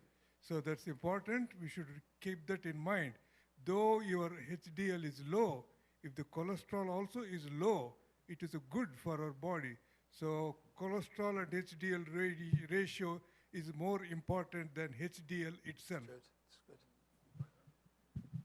Since I'm from Loma Linda, and Loma Linda is known for these meat analogs, I like to come to the rescue in defending Loma Linda products. So hear me out, okay? These foods were initially designed to take the place of animal products because these products have no cholesterol. So these were actually a very desirable product to replace meat. However, while the attention was very, very good, while they tried to help people to wean them off the animal products, we overlooked the fact that we understand now much more, and that is that these are still industrialized products. They're artificial products. They're not products as they come out of the hand of a master designer. They're highly processed. They're usually high in salt, quite many of them. They're also high in fats. And so if you wanted to have some of these, use them very occasionally, but not as a steady replacement, right, of meat. And importantly, too, they are devoid of enzymes. So once you process the food, they are devoid of enzymes. Enzymes are the construction workers. If you can purchase the land and purchase all the materials to put on the land and the workers do not turn up, the house does not get built. Right. So if you're taking them, make sure you have your raw vegetables, right, with them so that you put the enzymes in. That's very important because that's one of the things that modern technology has gifted to the food industry. And they can get enzymes out and the food stays on the shelf for 3 years. Okay? So we are the biggest casualty of the industrialized technology that is available to the food manufacturers.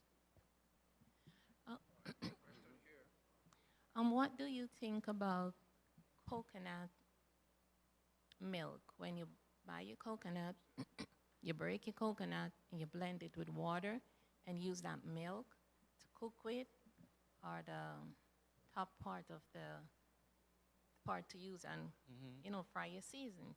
Is that healthy? Because I don't use grease, I use that. So that sounds like a Jamaican asking about cooking her rice coconut and peas, right? So maybe the Jamaican should answer.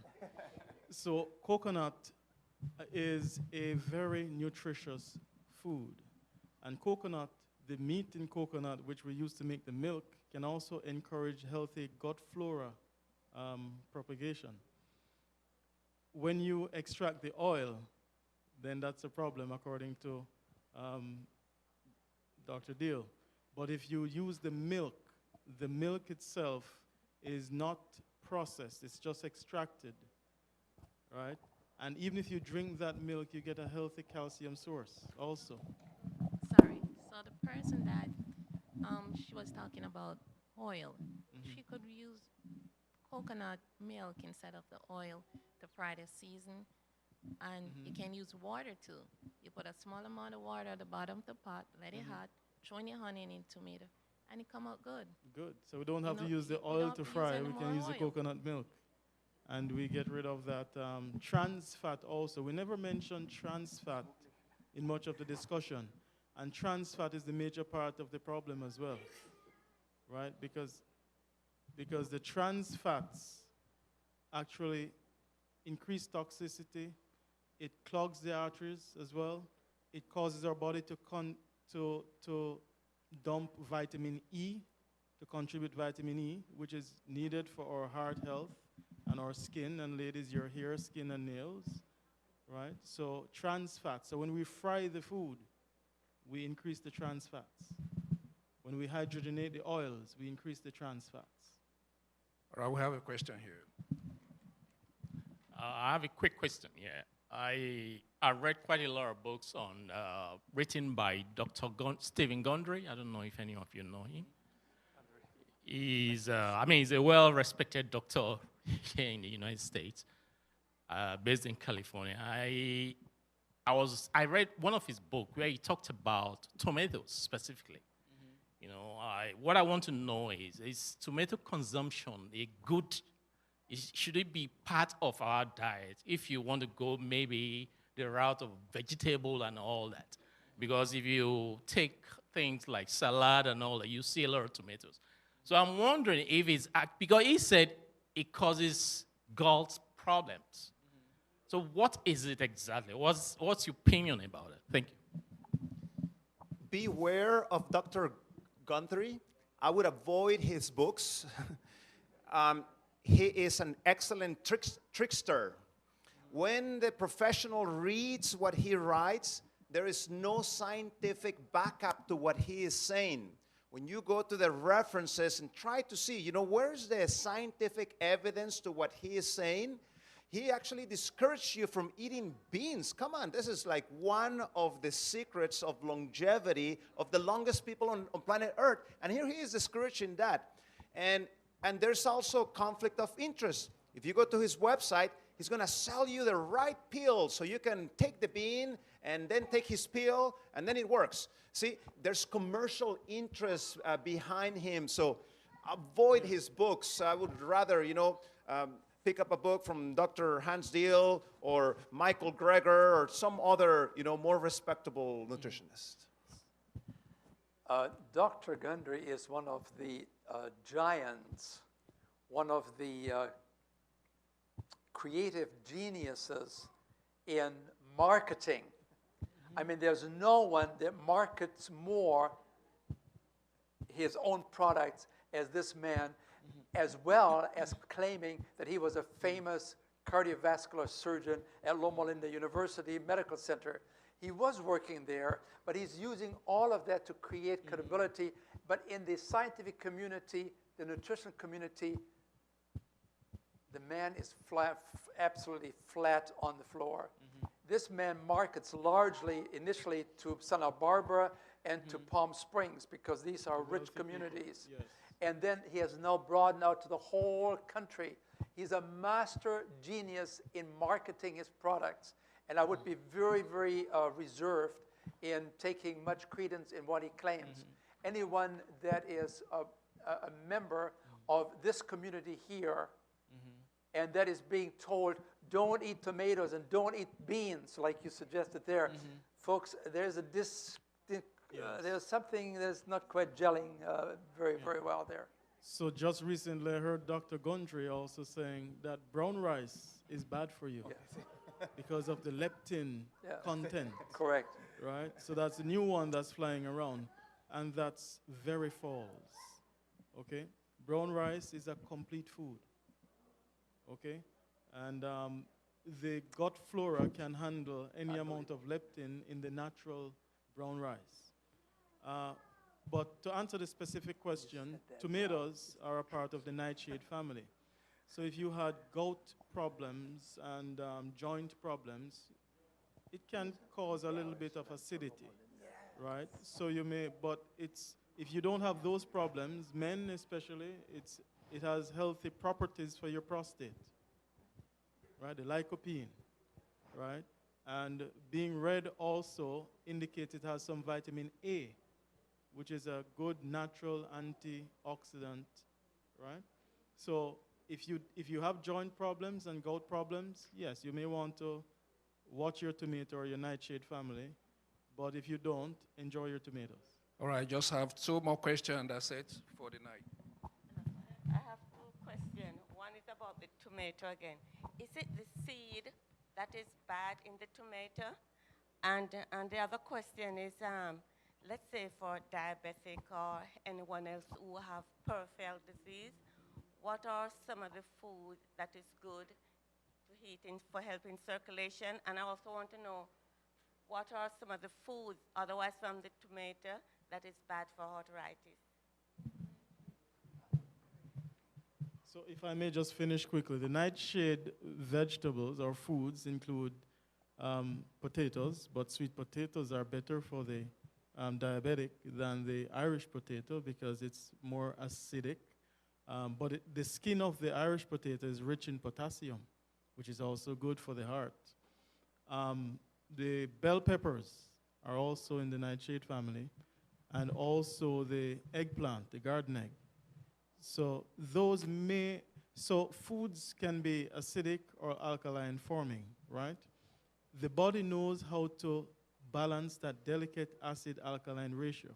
So if we give it a healthy combination of foods as grown, the body will balance alkaline and acidity and maintain good, a mild alkalinity so that we don't get diseased.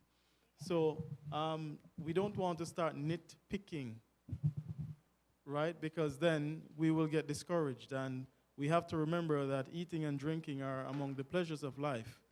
But our job here is to educate you how to do it properly so that you can select the right foods, the right combinations, and enjoy what God has given us, right? Not what comes out of the plant, but in as close to natural as possible. That's what we want to get.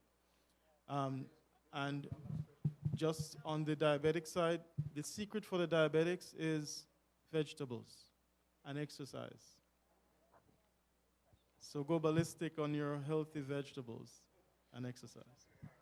Yeah, I just want to just make a comment, and she had a question. So my comment was, somewhere in Scripture it does say, do not overdo oil and honey.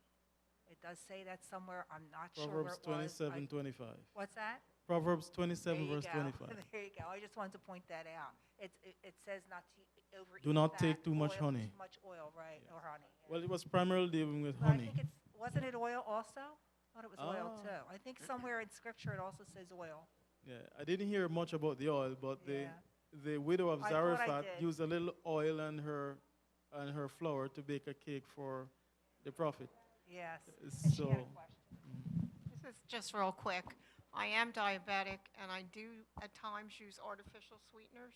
Are they bad for you? they are the worst thing you can ever think of putting into the system. That's the simplest answer to that. They are high glycemic, and they raise your blood.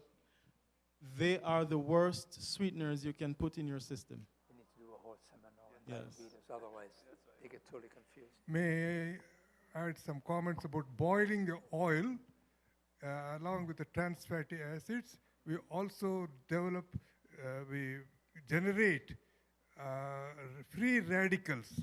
Free radicals, they go and damage the DNA particle in our body. When DNA particle is damaged, we synthesize, DNA synthesizes wrong messenger RNA. Wrong messenger RNA produces wrong protein, which is antibody. By the way, I would like to add some comments about Pfizer vaccination as well as Moderna vaccination. These two vaccinations, they inject messenger RNA into our body. This messenger RNA competes with the healthy, unhealthy messenger RNA in people that don't have good health, like people that take alcohol, people that smoke cigarettes, people that have other disease, other bad, wrong habits, eat junk food. These people have wrong messenger RNA. In these people, they do need Pfizer vaccination and Moderna vaccination, which will take place of the wrong messenger RNA these patients are generating. So it is good to maintain good healthy habit, like Dr. Hansdale was talking all this today. Maintain good health, lifestyle changes. If we maintain a good health, we will have good messenger RNA, good antibodies produced for our diseases. All right. So not to boil oil too much, that's not good. And not to drink alcohol, not to smoke. And just coming back to the artificial sweeteners, one of my battery ran out. One of the issues with those artificial sweeteners is that we have all this bacteria that is in our gut, and those artificial sweeteners modify that healthy bacteria. In fact, research shows you're more likely to overeat when you are taking those artificial sweeteners. So be wary about them. You know, rather go back to the basics. You need to eat the fruit, only the fruit, and nothing but the fruit. You know? All right, just Go one back more to the question. real They're also things. neurotoxic too. And One more neurotoxic, question. yes. All right. I'm going to go back to the question of the oils. There are times when people tend to understand a thing better when they have a clearer idea of exactly what it means. Now, you'd mentioned that one kind of oil was 78% saturated and another was 100% saturated. I don't know what that means. Could you give me just a little idea, as a layman, what it means for one oil to be, let's say, 45% saturated? What does saturated mean in this context? Well, let me tell you, you can actually see that visually. Saturated oils tend to be solid at room temperature. So especially those oils that are solid at room temperature, be really, really worry about them. How is lard, liquid or solid? Solid. How is Crisco, liquid or solid? Solid. In fact, cheese is about 78% saturated fat. Is cheese liquid or is cheese solid? It's solid. That's one of the reasons why it's not the best thing for you. Dr. Keyes, he is the one that made the Mediterranean diet famous. He made a famous equation that actually will predict if a food will increase your cholesterol or lower your cholesterol. You put the different types of values of an oil or a food, and it will tell you if this food raises or lowers cholesterol. When you put foods that are saturated into that equation, you will see that over and over, they predict accurately how the more saturated the food, the more higher your cholesterol will go up. So beware of that. So saturated means there's a bunch of hydrogens there in that molecule, making the oil more solid when you see it. Dr. Hans, you had mentioned earlier in your remarks that there were like empty, you call empty calories that, you know, doesn't have any nutrient to the body. What are they, and what are the ones that are good? When you eat foods as grown, it is usually loaded with nutritional values such as minerals, such as vitamins, such as special micronutrients that are there that the body wants to have to optimally function. When you have processed foods that come from a plant, I mean a laboratory plant, not a plant like a plant in the garden, but a laboratory plant. When you have these kind of foods, these are processed foods, these are industrialized foods, these are engineered foods, they're made for taste and for sale. They are not equipped with nutritional value. That has basically been removed in the process of refining the food. When you take, for instance, a whole grain of wheat and you turn it to white flour, you miss out on many, many of the nutrients. So much so that it can create a nutritional deficiency disease. And what happens then, what the industry did, it added back into the white flour 4 of these nutrients to make it less dangerous for you in creating deficiency diseases. So in general, when you eat food as it comes in nature, somehow it's blessed with many, many vitamins and minerals and micronutrients that are all working together to create a healthy body.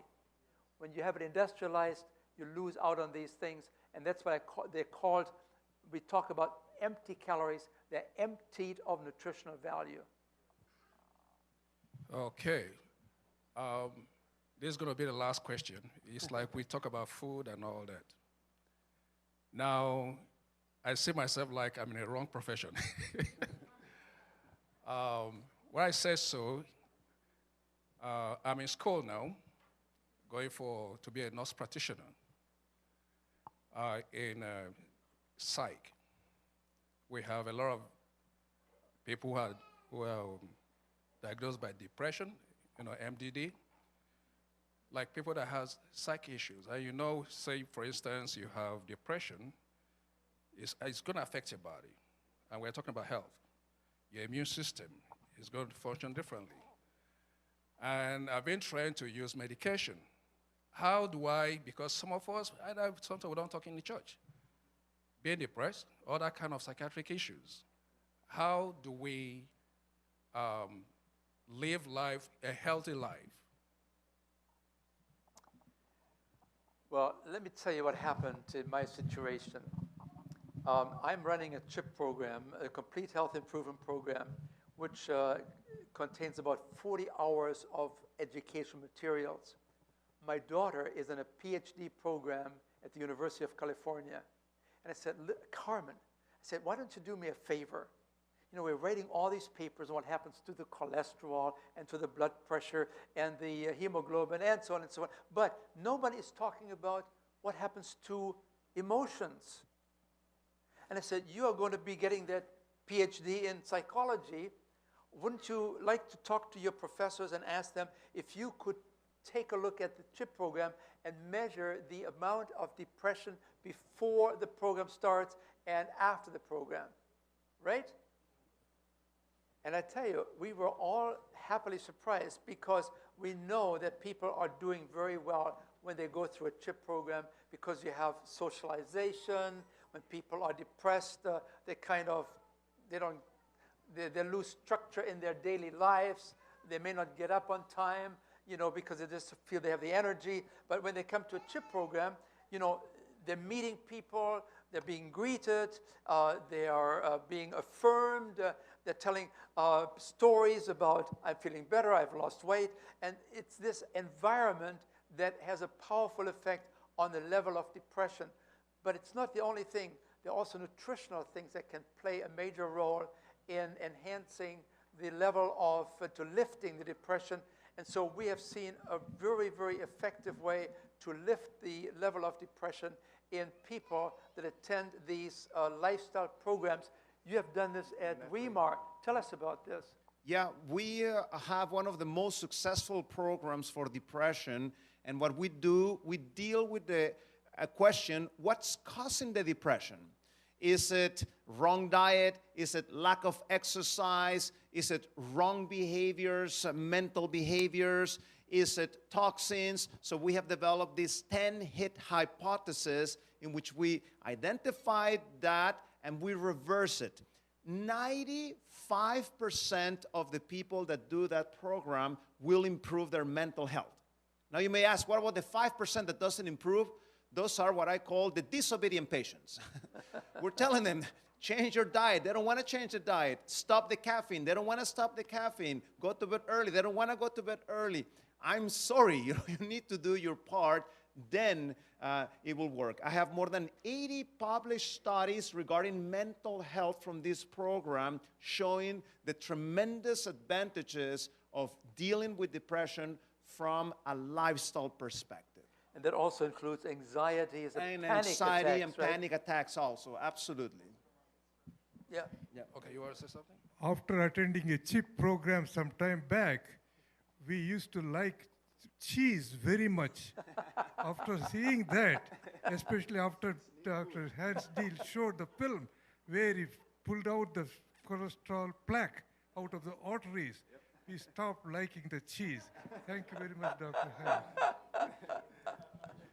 Okay. Okay.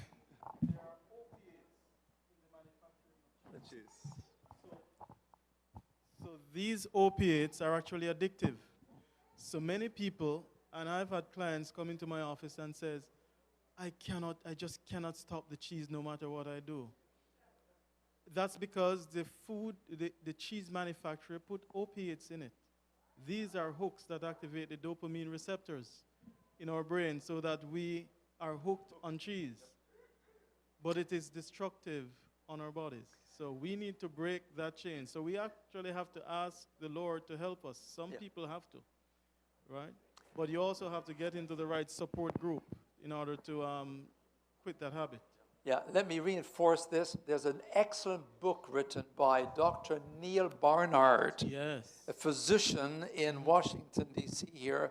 He is the head of the Barnard Hospital, and he's also the director of the Physicians Committee for Responsible Medicine. He has written an outstanding book called The Cheese Trap. Yes. The Very cheese good. trap talks about those very addictive substances in cheese. Yes. And so it's another one of these addictive kind of food elements in our diet. Yes. Very difficult to break. Yep.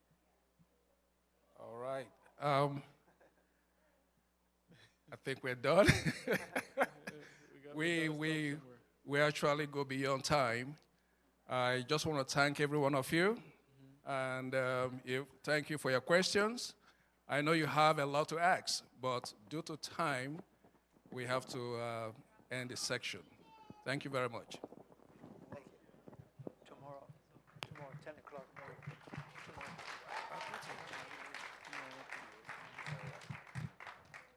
So tomorrow we have another section that will take place. Remember the cooking class, where you eat more and do what? Well less. So 10 o'clock is going to be interesting. All right? So plan to be here for about 2.5 hours, from 10 to about 12:30, because the cooking class will also be taking place simultaneously, and you can enjoy some of the wonderful meals that are prepared afterwards. So make it a date and learn more. So there will be no excuse for not being able to cook healthy or prepare healthy meals, right? Amen. And there is also more handouts, more informational handouts that you'll get tomorrow. But you won't get it today. You have to come tomorrow in order to get it. So that's an incentive. All right, let's stand, please.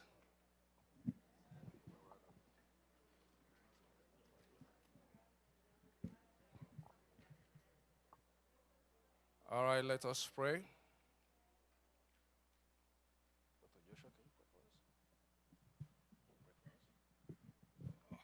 Most gracious and loving Father, we want to praise Thee and thank Thee for this healthy meetings we had, learning about diet and the effects of the diet on our body.